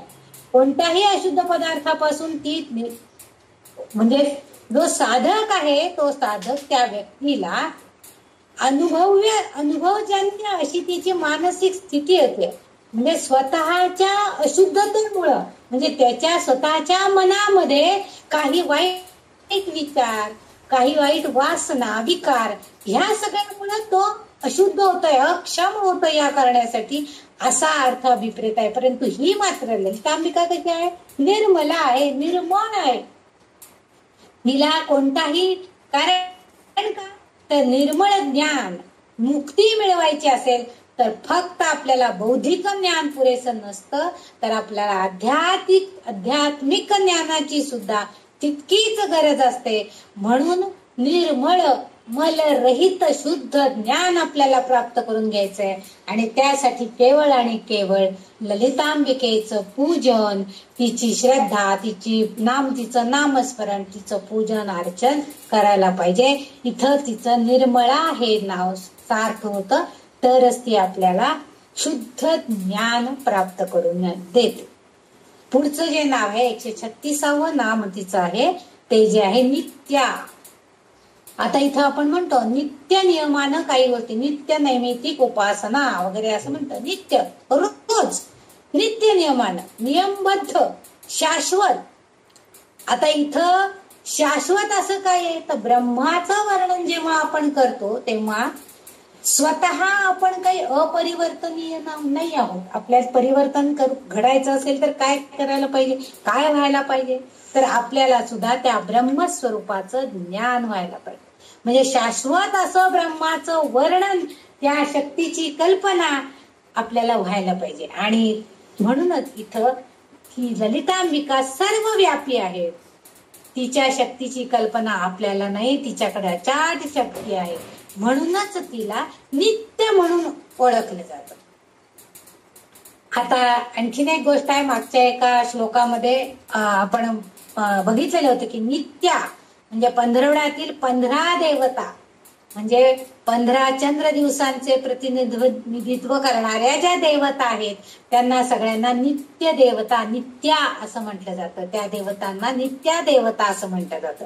आणि त्या प्रत्येक देवता म्हणजे त्या म्हणजे आपण ज्या तिथी म्हणतो, प्रथमा, द्वितीया, तृतीया, चतुर्थी, या प्रत्येक तिथीच्या ज्या एक देवता आहेत त्या देवतांकडं एक शक्ती प्रदान केली गेलेली आहे आणि त्यांना म्हणूनच त्यांना नित्या देवता असं म्हटलं जातं. त्या देवतेकडे असणारी शक्ती सिद्धी देण्यासाठी सक्षम आहेत, म्हणजे त्या सक्षम आहेत, त्यांच्यामध्ये तेवढी ताकद आहे, त्यांची पात्रता आहे. आणि ही 16वी नित्या म्हणजे कोण आहे तर ही आमची ललितांबिका आहे. आणि तिची जर आंतरिक उपासना जर आपण केली, त्या शक्ती देवतेची शक्ती म्हणजे तिच्याकडं असणारी, नित्य असणारी, कायम असणारी, शाश्वत असणारी अशी ही शक्ती म्हणजे ही ललितांबिका आहे. म्हणून इथं तिचं नाव नित्या असं पडलेलं आहे. म्हणजे ह्या ज्या सगळ्या देवता आहेत त्या पण नित्याच आहेत, पण त्यांच्याकडं काही अंशात्मक भागानं दैवी शक्ती प्रदान करण्यात आलेली आहे. परंतु ललितांबिका ही 16वी शक्ती जी आहे ही 16वी म्हणजे तो दिवस म्हणजे पौर्णिमा अमावस्या जे येतं 15 तर त्यातल्या जी शक्ती आहे तिच्याकडे दैवी शक्ती आहे. आणि शक्ती देवतेची शक्ती म्हणजे दैवी शक्ती, महान शक्ती आहे. आणि म्हणून तिला तिथं नित्याशक्ती असं ओळखलं जातं. पुढचं जे तिचं नाव आहे ते निराकारा, निराकारा, आकार नसलेली आले. आता इथं ललिता देवी निराकार आहे असं म्हटलं जातं. याचा अर्थ असा आहे की ओम हे जे रूप आहे त्याला बाकीचं काहीच आधार नाही. ओम स्वरूप आहे, आपल्याला माहितीये. ओम अक्षर आहे, ओम स्वरूप आहे. म्हणजे ही आकृती ही निर्गुण ब्रह्माचा म्हणजे शिवशंकरांच्या मंत्रामध्ये सुद्धा ओम नावानं आधी सुरुवात होते. ओम नमः शिवाय असं आपण शंकराचा जप करताना म्हणतो. हे ओम हे जे अक्षर आहे बीजाक्षर आहे आणि हे म्हणजे निर्गुण ब्रह्माचा एक महत्वाचा पैलू आहे. आणि म्हणून इथं ती सुद्धा तशीच आहे, तिच्याकडं ती सगळी शक्ती आहे. म्हणून तिला निराकार असं म्हटलं जातं. निराकारा हे तिचं 137वं नाव आहे. आता पुढचं जे नाम आहे ते निराकुला, 138वं नाव निराकुला. निरअकुला म्हणजे कसं, अकुल निर म्हणजे नाहीच आणि अकुला म्हणजे गोंधळलेला, चिडलेला, द्वंद्वावस्थेमध्ये असणारा, दोलायमान विचार असणारा. पण इथं ललितांबिकेकडे हे कुठलाही गुण नाहीये याच्यातला, की ती कधी चिडलेली नाहीये, ती गोंधळलेली नाहीये. तिला कोणताही अवघड प्रसंग असेल, अडचण असेल, आता ती अडचण तिच्या पुढे नाहीये, आपल्यासारख्या साधकांपुढे, आपल्यासारख्या भक्तांपुढे असल्या तरी सुद्धा ती कधीही चिडत नाही, ती कधीही गोंधळात पडत नाही, ती क्षुब्ध होत नाही, तिचा विचार कधी दोलायमान होत नाही, ती आपल्या विचारावर एकनिष्ठ असते. म्हणजे कितीही त्या भक्ताला, इथं ललितांबिकेचा हा गुण फार महत्वाचा मानला गेलेला आहे. कारण का तर भक्त जो आहे, जो साधक आहे, तो कसा आहे, अज्ञानी आहे, त्याला काही ज्ञान नाही. आणि त्या अज्ञानामुळे तो मात्र कसा होतो, विचलित होतो. हे करू का ते करू, मी हा मंत्र जपू का तो मंत्र जपू. पण अशा वेळेला ती एक मायेच म्हणजेच काय होतंय, आपल्याला एक मायेचं पटल आपल्या भोवती निर्माण होतं आणि त्यामुळं आपलं मन दोलायमान होतं, विचलित होतं आणि मग आपल्याला प्रश्न पडतात, आपण गोंधळून जातो. आणि हे अज्ञानाचं पटल दूर करून अज्ञान नाहीसं करण्याचं काम ही ललितांबिका करते. आणि ज्ञान प्राप्त करण्यात जो प्रतिबंध करणारी जी मायाशक्ती आहे ती दूर करण्याचं काम ही ललितांबिका करते आहे. आणि त्यामुळं इथं ती पुढचं जे नाव आहे ते निर्गुणा हे नाव आपल्याला तिथं ती सार्थ करून दाखवते. म्हणजे इथं ती निराकुला आहे, म्हणजे ती कधी शुद्ध होत नाहीये, चिडत नाही, गोंधळलेली नसती, अज्ञान दूर करते. निरा अकुला गोंधळलेली नसलेली अशी. पुढचं जे नाव आहे 139 निर्गुणा आहे. आता निर्गुण म्हणजे तिच्याकडे काही कोणताही गुण नाहीये असा अर्थ नाहीये. जे स्थूल शरीराने तिचं स्वरूप जे आहे म्हणून तिला निर्गुण असं म्हटलेलं आहे. म्हणजे सगुण निर्गुण असं जे म्हणतो ना आपण, इथं निर्गुणा म्हणजे गुण नसलेली असा अर्थ नाहीये. तर सगुण रूपामध्ये आपण तिचं मूर्त स्वरूप बघतो, पण निर्गुण रूपामध्ये ती सगळ्या गुणांनी युक्त आहे. उलट कारण गुणांचे 3 प्रकार आपण त्रिगुण जे आहेत सत्व रज तम, या त्रिगुणांनी युक्त अशी ही 3 आहेत. तिचं जे शरीर आहे स्थूल रूपाने आपण मूर्त स्वरूपामध्ये बघतो, पण सूक्ष्म रूपामध्ये ती निर्गुण स्वरूपामध्ये असते. आणि त्या निर्गुण स्वरूपामध्ये सूक्ष्म रूपामध्ये हे 3ही गुण तिच्या शरीरामध्ये निर्मित असतात. आणि जो ब्रह्मज्ञानी किंवा ब्रह्मज्ञान जे आहे ते ह्या गुणांनी युक्त आहे. आणि असं ब्रह्मस्वरूप असलेली ती ललितांबिका स्वयंप्रकाशी आहे. आता इथं जे तिचे 3 गुण जे दिसत आहेत ते म्हणजे सत्वगुण म्हणजे ज्ञानाची गुणवत्ता, शुद्धता होय. तिच्या ज्ञानामुळे काय होतं की तिच्याकडे असणाऱ्या सत्व गुणांमुळे तिच्या ज्ञानाची गुणवत्ता वाढलेली आहे. तिच्या ज्ञानाचे गुण भरपूर आहेत हे आपल्याला बघायला मिळतं आणि त्यामुळे शुद्धता होते.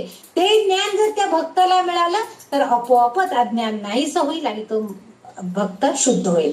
दुसरा गुण आहे तो म्हणजे तमोगुण. मग तमोगुणामध्ये उत्कटता, जडत्व आहे. तमोगुण म्हणजे जडत्व, जे आपलं स्थूल शरीर या आळशीपणानं कधी नाव घ्यायचं नाही, काय नाही, नामस्मरण काय करायचं नाही, शुचिर्भूतता काही नाही, हे जडत्व आहे, हे अज्ञान आहे.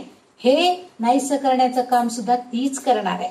आणि रजोगुण म्हणजे उत्कटता, क्रिया, म्हणजे त्याला कळतंय की आपण हे करायला नकोय, तरी सुद्धा काही क्रिया घडल्या जातात की जाऊ दे, थोड्या वेळ केलं म्हणून कुठं बिघडलं, थोड्या वेळ आणखीन झोपूया, मग उठून करू नामस्मरण. कशाला एवढ्या लवकर उठायचं, कुठला काय ब्रह्ममुहूर्त काढलाय, ब्रह्ममुहूर्तावर उठा, नामस्मरण करा, कोणी सांगितलं थोड्या झोपा आता. म्हणजे रजोगुण बाडीस लागलेला असेल तर हे आपण करतोच, म्हणजे आपल्याला कळतंय आपल्याला काय करायचंय ते, पण उत्कटतेनं आपण ती गोष्ट करत नाही, ते कार्य करण्यास प्रवृत्त होत नाही, कारण तमोगुणाचा प्रभाव आपल्यावर असतो. म्हणून जोपर्यंत सृष्टीमध्ये हे तीनही गुण अबाधित आहेत तोपर्यंत विश्व हे संभाव्य स्थितीमध्ये राहणार आहे, ह्याची जाणीव ललितांबिकेला आहे. आणि म्हणून ती आपल्या भक्तांना सांगते की तुम्ही या तीनही गुणांपासनं लांब राहावा, म्हणजे सत्वगुण वाढीस लावा, ब्रह्मस्वरूप ओळखण्याचा, स्वयंप्रकाशी होण्याचा प्रयत्न करा. असं या नामाचं वैशिष्ट्य आहे. निर्गुणा इथं सगुण आणि निर्गुण असा प्रकार आहे. कोणी गुणांनी युक्त नाहीये असा अर्थ घ्यायचा नाहीये. आणि विश्वा संभाव्य स्थितीमध्ये राहण्याचं म्हणजे आहे त्या स्थितीमध्ये योग्य स्वरूपामध्ये तिचं ज्ञान करून घेण्याची आपण प्रयत्न केला पाहिजे. भक्त साधक हा तिच्या निर्गुण रूपाकडे जायला पाहिजे, तिचं ब्रह्मज्ञान प्राप्त करून घेण्याचा प्रयत्न केला पाहिजे. पुढे 140वे नाव आहे ते म्हणजे निष्कला. निष्कला म्हणजे आता इथं कला म्हणजे कला गुण म्हणतो, त्याला काही येतच नाही, कोणतीच कला अंगात नाही असा अर्थ नाहीये. म्हणजे चंद्राच्या ज्या कला असतात, आपण बघतो की अमावस्येनंतर चंद्र थोडा थोडा थोडा मोठा जातो, पौर्णिमेनंतर पुन्हा लहान लहान लहान, ह्या चंद्राच्या कला आहेत. तर प्रत्येक भागाच्या बरोबर आकृती बरोबर चंद्रकला प्रकट स्वरूपामध्ये आपल्याला दिसते. म्हणजे तो जेव्हा चंद्र उगवतो तेव्हा लहान लहान लहान, मग मोठा मोठा मोठा असं होत असलेला दिसतो. तसं ही ललिता जी आहे ती कोणत्याही शारीरिक अवयवांशिवाय आहे. म्हणजे तिला तिचं जे स्वरूप आहे ते जेव्हा ती अंतरात्म्यामध्ये आहे, स्थूल शरीरामध्ये आहे, सूक्ष्म रूपानं, त्यावेळेस तिला ह्या कोणत्याही कला नाहीयेत. म्हणजे तिचं स्थूल रूप नाहीये, तर शरीरातील अंतरात्म्यावर ती लक्ष एकत्रित करते. म्हणजेच तिचं ध्यान आपण करायला पाहिजे. व्यक्तिगत आत्मा जो आहे प्रत्येकाचा तो ब्रह्माचा अंश आहे, म्हणून ती निष्कला की जे आपण पाहू शकत नाही. तिच्या कला आपण पाहू शकतो का? नाही. तिला ओळखू शकतो का? नाही. जर अंतरात्म्यामध्ये ती ललितांबिका आपल्या सर्व शरीराचं नियंत्रण, स्थूल शरीराचं नियंत्रण करण्यासाठी जर तिथं ती वसलेली असेल तर तिच्या कला आपण व्यक्तिगत ओळखू शकत नाही. परंतु अंतरात्म्यामध्ये जर आपण तिला ओळखायचा प्रयत्न केला, त्या ब्रह्माच्या अंशाला ओळखायचा प्रयत्न केला, तर मात्र आपण तिला ध्यानाद्वारे पाहू शकतो. आणि मग आपल्या डोळ्यासमोर एक प्रकाशमान असं तिचं तेजस्वी रूप बघायला मिळतं. आणि इथं हेच रूप म्हणजे ती निष्कला आहे असं म्हटलं जातं. म्हणजे का? तर तिथं ती एकाग्र, शरीरामध्ये ती एकाग्रतेनं बसलेली आहे आणि आपण तेवढंच एकाग्रतेचं ध्यान करून तिला ओळखायचा प्रयत्न करायचा आहे. असं तिच्या म्हणजे तिला ओळखायचं असेल तर आपणही त्याच गुणांमध्ये जायला पाहिजे. आपण स्वतःला विसरून सूक्ष्म रूपाकडे जायला पाहिजे असा अर्थ इथं अभिप्रेत आहे. पुढचं जे नाव आहे ते आहे शांता. 141वे नाम आहे ते शांता. ही श्रीदेवी आहे, सदैव शांत असते. ती ब्रह्मस्वरूपिणी आहे, त्यामुळे तिच्यातील शांतता हा गुण येतं वर्णन केला गेला आहे. इथं काय गोष्ट आहे की कर्मबंधाच्या पाशामध्ये आपण अडकलेले आहोत आणि त्या साधकाला ह्या बंधनामधून बाहेर पडायचंय, त्याला आत्मसाक्षात्कार प्राप्त करून घ्यायचा आहे, त्याला परमात्म्याला ओळखायचं आहे. आणि त्यासाठी सगळ्यात चांगला गुण आवश्यक असेल तर तो म्हणजे शांतता, शांती. आणि तोच गुण या ललितांबिकेकडं खूप आहे. म्हणजे एखाद्या भक्तानं तिची भक्ती केली नाही म्हणून ती त्याच्यावर अवकृपा करणार नाही. ती शांतीचा सागरच आहे आणि त्यामुळे मी ती त्याला सुद्धा आपल्या शांतीच्या वृत्तीनं किंवा शांता या गुणांनीच ती त्याच्यावरती कृपा करणार आहे. शांती ब्रह्म एकनाथ महाराजांचं उदाहरण सगळ्यांना माहितीये की 108 वेळा त्यांनी त्याला अपवित्र करण्याचा प्रयत्न केला. शांती एकनाथ महाराज पुन्हा पुन्हा स्नान करून येत होते आणि ते म्हणाले, अरे किती चांगली गोष्ट झाली, आज तुझ्या कृपेमुळं मला 108 वेळा नदी स्नानाचं पुण्य मिळालंय. त्यामुळं त्यांना अपवित्र करणाऱ्या त्या वृत्तीच्या माणसाला लज्जेनं मान खाली घालावी लागली होती. आणि हा शांतीचा गुण या ललितांबिकेकडे आहे आणि तो आपल्यासारख्या साधकांकडं भक्तांकडं असायला पाहिजे आणि तो देण्याचं काम ही ललितांबिका करणार आहे. म्हणजे तिचा तो गुण आपणही आत्मसात करण्याचा प्रयत्न करायचा आहे. तिची कृपा संपादन करेल तोच आपल्याला मिळू शकेल हेच इथं अभिप्रेत आहे. पुढचं जे नाव आहे ते निष्कामा. आता निष्कामा म्हणजे जेव्हा साधकाच्या मनामध्ये इच्छा, आकांक्षा, आसक्ती ह्या सगळ्या गोष्टी असतात तेव्हा त्याचं मन शांत असू शकत नाही. पण आधीच्या आत्ताच्या या शांता ह्या नावामध्ये किंवा निष्कला या नावामध्ये आपण बघितलंय की ते निर्गुण ब्रह्म हे निरपेक्ष आहे. निर्गुण ब्रह्म जे आहे म्हणजे आपल्या अंतरात्म्यामध्ये जो परमात्मा आहे, जो ब्रह्मस्वरूप बसलेला आहे, ब्रह्मज्ञान देणारा जो बसलेला आहे तो शिवस्वरूप आहे, ललिता स्वरूप आहे, देवी स्वरूप आहे, शक्ती स्वरूप आहे. तो कसा आहे, निरपेक्ष आहे. त्याला स्वतःला कशाची अपेक्षा नाही, त्याला काहीच नकोय. हो, ते सगळं तुम्हाला द्यायला बसलाय, तुमचं अज्ञान अंधकार नाहीच करायला बसलेला आहे. आणि तेव्हा आणि म्हणून आपल्यामध्ये जेव्हा या इच्छा आसक्ती निर्माण होतात तेव्हा आपलं मन अशांत होतं. त्याला तर कुठल्या इच्छेचा प्रश्न असू शकत नाही आणि त्याला हेही नाही आणि तेही नाही, त्याला काहीच नकोय, कुठलीच इच्छा नाही, आकांक्षा नाही, काही नाही, इच्छा विरहित आहे. तो अनंत आहे आणि अनंतापासून अनंत पुढे जातात आणि अनंत मर्यादा घेऊन तो अनंत ब्रह्म एकटेच राहता म्हणजेच कामरहित आहे. इथं तो अनंत आहे म्हणजे सगळं ब्रह्मांड व्यापून राहिलेलं आहे. अनंतापासून अनंत पुढे जाते म्हणजे हे अनंत, ज्याला अंत नाहीये असं तो आहे आणि तिथून तो अनंताच्या प्रवासाला सुद्धा पुढेपर्यंत जातो. आपल्या भक्त आणि भक्तांनी सुद्धा जेव्हा भक्ती करतात, श्रद्धा ठेवतात तेव्हा अनंताच्या प्रवासाला तितक्याच श्रद्धेनं पुढे जायला पाहिजे. मगच अनंत अमर्यादा ज्या आहेत त्या सगळ्या इथंच ठेवून जात आहेत. अमर्यादपणे तो मार्ग सोडून टाकायचा आणि त्या अनंताकडे आपल्याला जायचं आहे.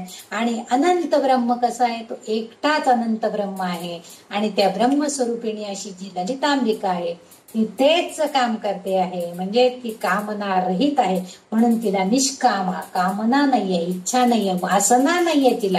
तिचं शरीर कायमस्वरूपी आहे, ती त्या वासनेपासून दूर आहे. पुढचं जे नाव आहे ते निरुपप्लवा. तिचं जे पुढचं नाम आहे ते निरुपप्लवा असं आहे. म्हणजे इथं जे निष्काम आहे जे नाव आहे म्हणजे ती वासना रहित आहे, यापासून ती दूर राहते आणि ती आपल्या भक्तांना सुद्धा या वासनांपासून, इच्छांपासून, आसक्तीपासून दूर राहावा तरच तुम्हाला ब्रह्मज्ञान प्राप्त होईल. अनंतापासून अनंतापर्यंत जाण्याचा अमर्याद मार्ग तुमच्यासाठी मोकळा राहील हे ती सांगण्याचा प्रयत्न इथं आपल्याला करते. अगदी छान तिने कृपाशीर्वाद आपल्या सगळ्यांना द्यावा आणि मगच आपण अनंताच्या प्रवासाला अगदी आनंदाने जायला तयार व्हावं हीच अपेक्षा इथं आहे. पुढचा जो शब्द आहे म्हणजेच आपल्यातल्या इच्छा वासना सगळ्या कमी होते. पुढचा जो आहे तिचं नाव म्हणजे आहे निरुपप्लवा. निरुपप्लवा, निर म्हणजे शरीर, उपा म्हणजे जवळ असणं आणि प्लावा म्हणजे टिपकणं असा अर्थ आहे. म्हणजे हे जे 3 शब्द आहे निरु उप प्लवा असे 3 शब्द त्या एका शब्दामध्ये त्याची फोड केली तर शरीर म्हणजे आणखीही अर्थ आहे पण येथे इथं आपल्याला शरीर अर्थ घ्यायचा आहे. नीर याचे शरीर आपण नाही असा अर्थ आधीच्या बऱ्याच ठिकाणी नीर या शब्दाचा अर्थ नाही नाही असा घेतलेला आहे, पण इथं या नीर शब्दाचा अर्थ शरीर म्हणजे ती निरुपप्लवा कायम स्वरूपाची ती आहे, ती म्हणजे कायम आहे, सदा सदा आहे, ती कधीही त्याच्यामध्ये अविनाशी आहे असा अर्थ आहे. आता इथं नीर उपा म्हणजे जवळ असणं, जवळ येणं, आणि प्लवा म्हणजे टिपकणं. आता इथं आणखीन एक अर्थ असा विपरीत आहे की जेव्हा कुंडलिनी शक्ती जागृत होते आणि ती जेव्हा सहस्राधार चक्रापर्यंत येते तेव्हा त्याच्या शरीरामधून म्हणजे त्या सहस्राधार चक्रामधून अमृत टिपकू लागतं. ह्या उल्लेख आपण एकदा मागच्या कुंडलिनीच्या जेव्हा श्लोक होते तेव्हा त्याच्यामध्ये मी सांगितलं होतं की त्या चक्राधारामधून ते सगळी चक्र जी आहेत ती पार करत करत सहस्राधार चक्रापर्यंत जेव्हा पोहोचतो माणूस, तर त्यावेळेस तिथून एक प्रकारचं अमृत पाझरतं आणि ते प्लवा म्हणजे टिपकणं असा जो अर्थ आहे तो त्या अमृता संबंधीचा आहे. आणि असं अमृत शरीरामध्ये टिपकणं म्हणजेच ती निरुपप्लव आहे. आणि इथं आपल्याला असाही अर्थ त्याचा घेता येतो की अमृत जर मिळालं असेल तर आपल्याला म्हणजे आपला नाश होऊ शकत नाही, आपण अविनाशी राहतो. म्हणून इथं तिचं स्वरूप इथं निरुपप्लव आहे म्हणजे अविनाशी आहे, कारण तिला अमृत मिळालेलं आहे आणि अमृत ज्याला मिळतं त्याला मरण नाही. आणि म्हणून इथं ती निरुपप्लवा या नावानं तिचं संबोधित तिला करता येते, कारण तिच्या सहस्राधार चक्रामध्ये आपोआपच अमृतधारा आहे आणि त्यामुळे ती त्याच्यावरती कायम स्वरूपामध्ये तिला ते मिळू शकते. आणि त्यामुळे तिचं इथं स्वरूप निरुपप्लवा या नावानं संबोधलं गेलेलं आहे. इथं 44वा श्लोक संपलेला आहे. 45व्या श्लोकाकडे आपण जाणार आहोत. 45वा श्लोक आहे नित्यमुक्ता निर्विकारा निष्प्रपंचा निराश्रया नित्यशुद्धा नित्यबुद्धा निरवध्या निरंतरा.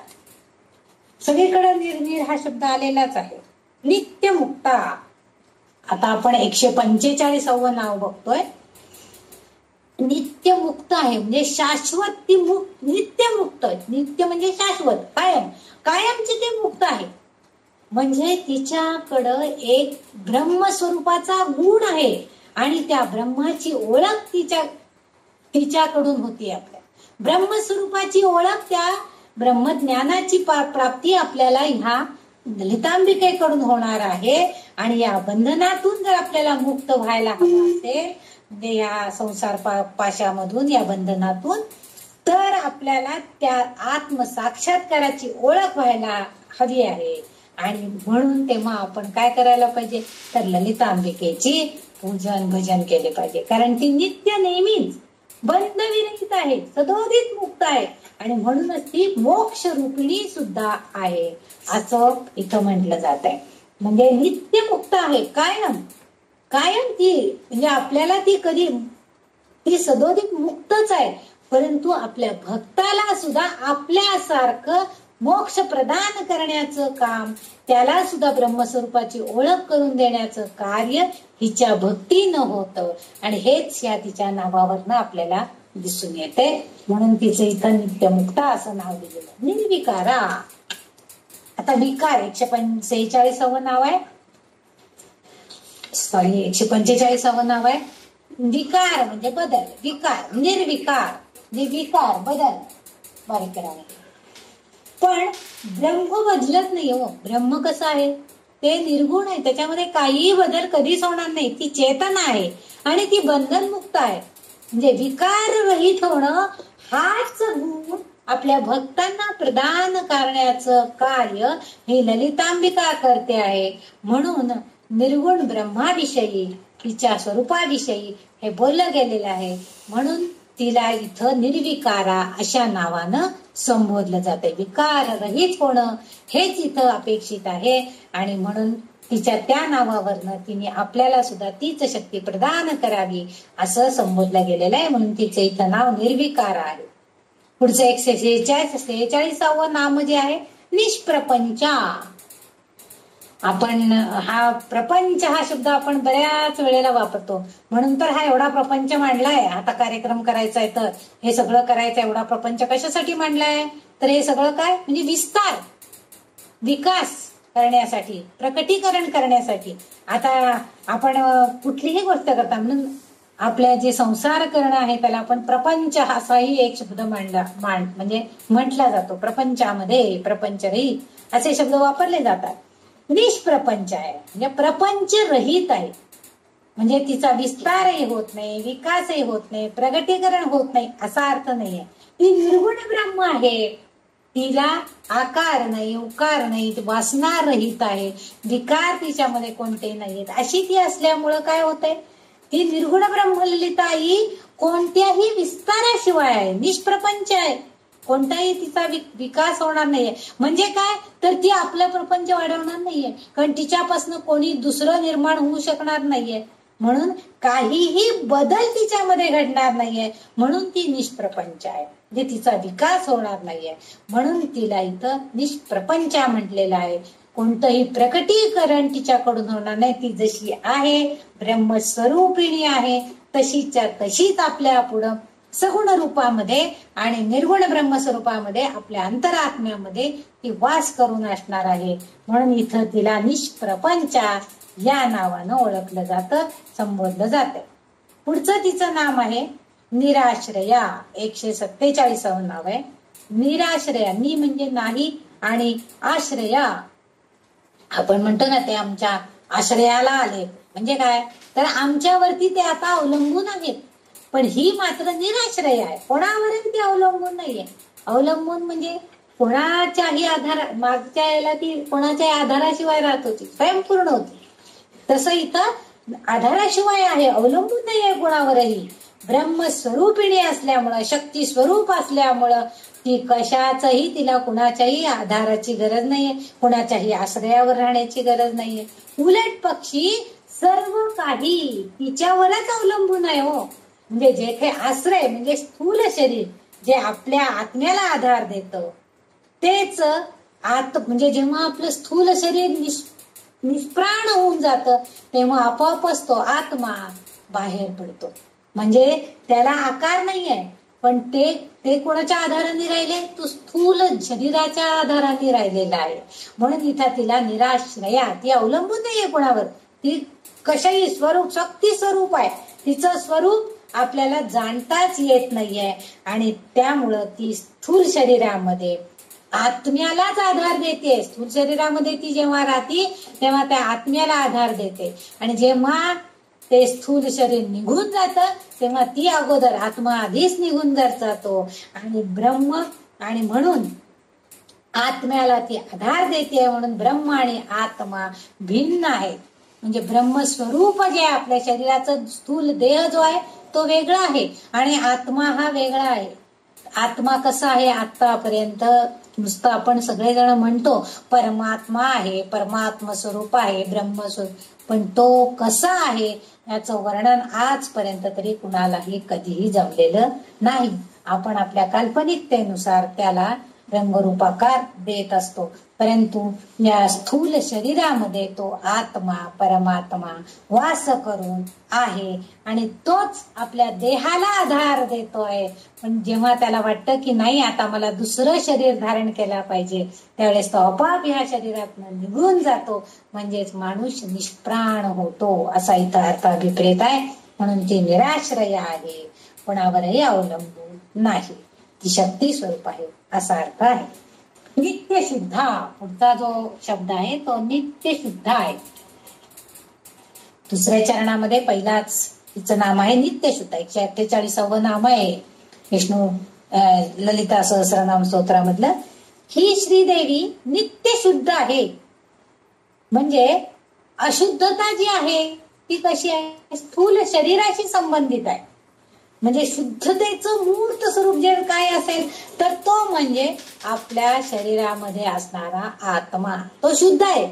त्याला कशानेही बाधा होत नाही, कशानेही त्रास करून घेत नाही, त्याच्यावरती कशाचाही परिणाम होत नाही.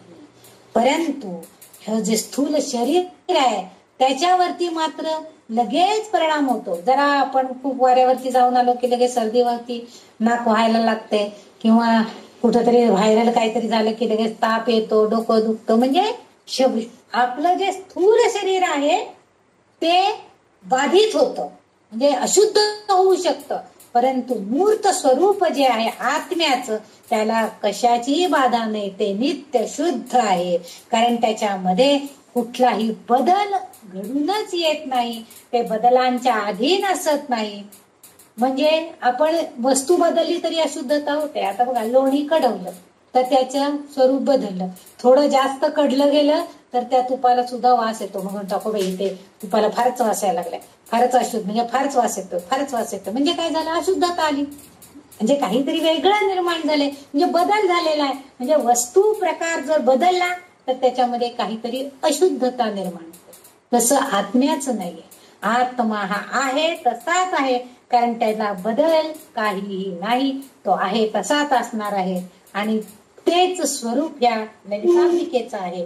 त्यामुळे तिला नित्य शुद्धा, सातत्यानं, शाश्वत, कायमच, संपूर्णपणे मोक्षरूपिणी अशी ती आहे, असं आपण म्हणतो. नित्य शुद्ध आहे, तिच्यामध्ये काहीही बदल होणार नाहीये, ती सदा शुद्ध असणारी आहे. पुढचा जो शब्द आहे तो म्हणजे नित्य बुद्धा, म्हणजे नेहमीच, कायमची. नित्य म्हणजे नेहमीच, कायमची. बुद्धा, बुद्धा याचा अर्थ बुद्धी, ज्ञानी, अनुभवी असणं, ज्ञानमय असणं, म्हणजे ज्याला सगळं ज्ञान प्राप्त झालेले अशी असणं. आणि ब्रह्म जे आहे ते स्वयंप्रकाशित आहे. बुद्धिमत्ता हे अंगभूत असणारे ज्ञान तिच्यात आहे, म्हणजे बुद्धिमत्ता, ज्ञान, नित्य बुद्धा, म्हणजे तिचं नित्य ज्ञानमय असणं हे तिच्या बुद्धिमत्तेवर अवलंबून आहे. आणि बुद्धिमत्ता ही अंगभूत असणाऱ्या ज्ञानावर अवलंबून आहे. आणि तिचं ज्ञान तिच्याकडं, तिच्या ताब्यात आहे. आणि ते ज्ञान ज्ञानी लोकांकडूनच फक्त प्राप्त केलं जातं. ज्ञानी लोक जे आहेत ते त्या ललितांबिकेचं, त्या ब्रह्मस्वरूपिणीकडनं आपल्याला ते ज्ञान प्राप्त करून घेतात. कारण तिच्याकडे ते शाश्वत आहे, कायमचं आहे. आणि ज्ञानी अनुभवी लोक जे आहेत ते बुद्धा, बुद्ध म्हणजे बुद्धी असणारे, परंतु त्या बुद्धीचा उपयोग स्वयं ब्रह्माचा स्वयंप्रकाश जाणून घेण्यासाठी करणारे जे आहेत ते ज्ञानी लोक ते ज्ञान तिच्याकडून प्राप्त करून घेतात. म्हणून ते नित्य बुद्धा अशा नावानं तिला ओळखतात. अशी ती ललितांबिका आहे. आता पुढचा जो पुढचं जे तिचं नाम आहे निरवद्या. आता इथं काही ठिकाणी निरवद्या आहे, निरवध्या पण आहे. ध ला य आहे काही ठिकाणी, द ला य असा अर्थ आहे. पण ध ला य हे जास्त बहुतेक योग्य असावं असं वाटतंय. आणि निरवद्या असा जर अर्थ असेल तर असाही उल्लेख काही ठिकाणी आहे, निरवद्या आणि निरवध्या. वध्य, अवध्य, निरअवध्य. अवध्य म्हणजे नाश न होणार, अवध्य त्याचा वध होणार नाहीये, त्याचा नाश होणार नाहीये, असं नाही, म्हणजे अभेद्य असणार ते आहे. अभेद्य आहे, निरभेद्य, म्हणजे ज्याला काही भेद नाही, दोष नाही, कोणताही त्याच्यामध्ये बदल होणार नाहीये, असं जे अभेद्य आहे असाही अर्थ इथं होतोय. म्हणजे अवध्या किंवा अभेद्या असाही दोन्ही शब्द चालू शकतात आपल्याला. पण इथं काही ठिकाणी निरवध्या घेतलेला आहे, तर तिथं अवध्य म्हणजे नाश न होणे असा अर्थ अभिप्रेत आहे. उल्लंघन किंवा अनादर होण्यासाठी असमर्थ असणं म्हणजे अवध्य असणं आहे. ब्रह्म हे सनातन आहे, शुद्ध आहे, आणि त्यामुळं त्यात कोणताही दोष असू शकत नाही. ब्रह्म जे आहे, ब्रह्मस्वरूप जे तिचं आहे ललितांबिकेचं, ते नित्य सनातन शुद्ध आहे, कायमचं शुद्धच आहे. त्यामध्ये कोणताही दोष असू शकणार नाहीये. त्यामुळं आपोआपच तिच्या मनामध्ये जशा इच्छा, अहंकार, वासना, कोणतेही दोष निर्माण होणार नाहीयेत, तसेच दोष किंवा वासना, आसक्ती, अहंकार आपल्यामध्ये सुद्धा, म्हणजे आपण साधकांमध्ये, भक्तांमध्ये होऊ नये म्हणून तिला निरवध्या या नावानं संबोधलं जातं. आणि तिची भक्ती जर आपण केली आणि तिने जर अशी कृपा आपल्यावरती केली तर आपोआपच आपण सुद्धा निरवध्य होऊ शकतो. आपल्यामध्ये सुद्धा काहीही दोष राहणार नाही अशी आपली स्थिती प्राप्त होऊ शकते. पण तेवढं तिला ओळखायला पाहिजे, तेवढी आपण श्रद्धेनं तिचं नामस्मरण करायला पाहिजे. आणि या 45व्या श्लोकाचा शेवटचं नाम आहे 151. निरंतरा. आता निरंतरा, निरंतर आपण निरंतर शब्द घेऊया, म्हणजे सातत्यानं, संपूर्णपणे. आपण म्हणतो ना सतत सतत सतत, निरंतर, कायमच. ती सातत्यानं संपूर्णपणे ती आहेच, ती आहे तशीच आहे. तिच्यामध्ये सगळे गुण आहेत. सत्व रज तम सगळ्या गुणांनी ती युक्त आहे. सत्व गुणांनी तर जास्त युक्त आहे. तिच्यामध्ये आसक्ती नाही, मोह नाही, माया रूपानं ती आपल्या भक्तांना त्यांचं ज्ञान अंधकार नष्ट करण्यासाठी प्रयत्न करते. हे सगळं तिच्या स्वरूपामध्ये आहे. ती कारण ती सर्वव्यापी आहे, निरंतरा सर्वव्यापी आहे. आणि प्राणी मात्रातील वनस्पती, कीटक, प्राणी, मनुष्य वगैरे काहीही स्वरूप असो, पण तो बदलत नाही, आहे तसाच असतो. पण अज्ञानामुळे, म्हणजे सामान्य माणूस जर असेल, सामान्य साधक असेल, तर त्याच्यामध्ये काहीच बदल होणार नाही. म्हणजे समजा माणूस आहे आणि तो एकदम एखादा प्राणी झालाय असं होऊ शकतं का? नाही. समजा कुत्रा असेल तर तो कुत्राच राहणार, फक्त त्याचा थोडासा आकार, स्थूलमान बदलणार, त्याचं शरीर बदलणार फक्त. परंतु त्याचं स्वरूप जरी ते काही असलं तरी त्याच्यातले जे गुण आहेत ते रूप त्याचं तसंच राहणार आहे. आणि अज्ञानामुळं साधकाला मात्र आपण फार वेगळे आहोत. आता मला खूप काय कळलं, मी मोठा झालो, म्हणजे लहानपणी असताना जेवढं ज्ञान असतं तेवढंच मोठेपणी सुद्धा असतं. पण आपल्याला असं वाटतं नाही, आता मी इतकं वाचन केलं, इतकं हे केलं, म्हणजे मला खूप कळलं, मी खूप शहाणा झालोय. अजिबात नसतं. खऱ्या अर्थानं जेव्हा आपण हे ब्रह्मस्वरूप प्राप्त करून घेतो तेव्हा आणि तेव्हाच फक्त आपल्याला हे सगळं संपूर्ण तिचं स्वरूपाचं आकलन होतं. आणि मगच आपण सुद्धा काय होतो, आपोआप काहीही बदल घडून आणत नाही आपल्यामध्ये. आपण आहे तसेच आहोत. आपण म्हणतो की नाही, माझं काही नाहीये, हे तिची कृपा आहे, त्याच्या कृपेमुळे हे सगळं झालं, हे आपण का म्हणू शकतो? तर आपल्याला कळलेलं असतं की आपल्या हातात काही नाहीये. करणारा तो एकमेव परमात्मा, ती परमात्मा स्वरूपिणी, ती ब्रह्मज्ञानी ललिता सहस्रदेवी आहे, ललिता श्रीदेवी आहे. हे सगळं तिच्याच कृपेची माया आहे. आणि ह्या मायेमधून आपल्याला बाहेर पडायचं असेल तर तिचीच कृपा, आशीर्वाद हवे. हे सगळं एकमेकावर अवलंबून आहे. हे सगळं आपल्याला तेव्हाच प्राप्त होतं, तेव्हा अंतर्यामामध्ये असणाऱ्या तिच्या स्वरूपाची ओळख आपल्याला होते. आणि हे करायचं असेल तर आपण सातत्यानं, निरंतर, संपूर्णपणे तिचं ज्ञान, तिचं नाम घेतलं पाहिजे, तिची ओळख करून घेतली पाहिजे, तेव्हाच हे शक्य होतं. आणि अशा तऱ्हेनं आपण आतापर्यंत 45व्या श्लोकापर्यंत आलेलो आहोत. मला वाटतं आज आपण इथं थांबूया. पुढचा श्लोक आपण गुरुवारच्या भागामध्ये बघूया, कारण इथं तिची भरपूर नामं स्वतंत्रपणे आल्या असल्यामुळं प्रत्येक नावाचं तिचं एक वेगळं स्वरूप आपल्याला बघायला मिळतंय. त्यामुळं थोडंसं तिचं स्वरूप सांगताना तिची कृपादृष्टी आपल्यावर व्हायला पाहिजे. त्यामुळे तिचं नाव सातत्यानं आपण घ्यायला पाहिजे. हेच आपण करणं अपेक्षित आहे आणि तिचा आशीर्वाद आपल्याला मिळणार आहे. कारण आता हे जे सगळे श्लोक आहेत हे तिच्या नावाने ती आशीर्वादात्मक आपल्यावरती कृपा करणार आहे, हाच अर्थ इथं अभिप्रेत आहे. आणि म्हणून इथं आज आपण थांबूया. ललिता माता की जय.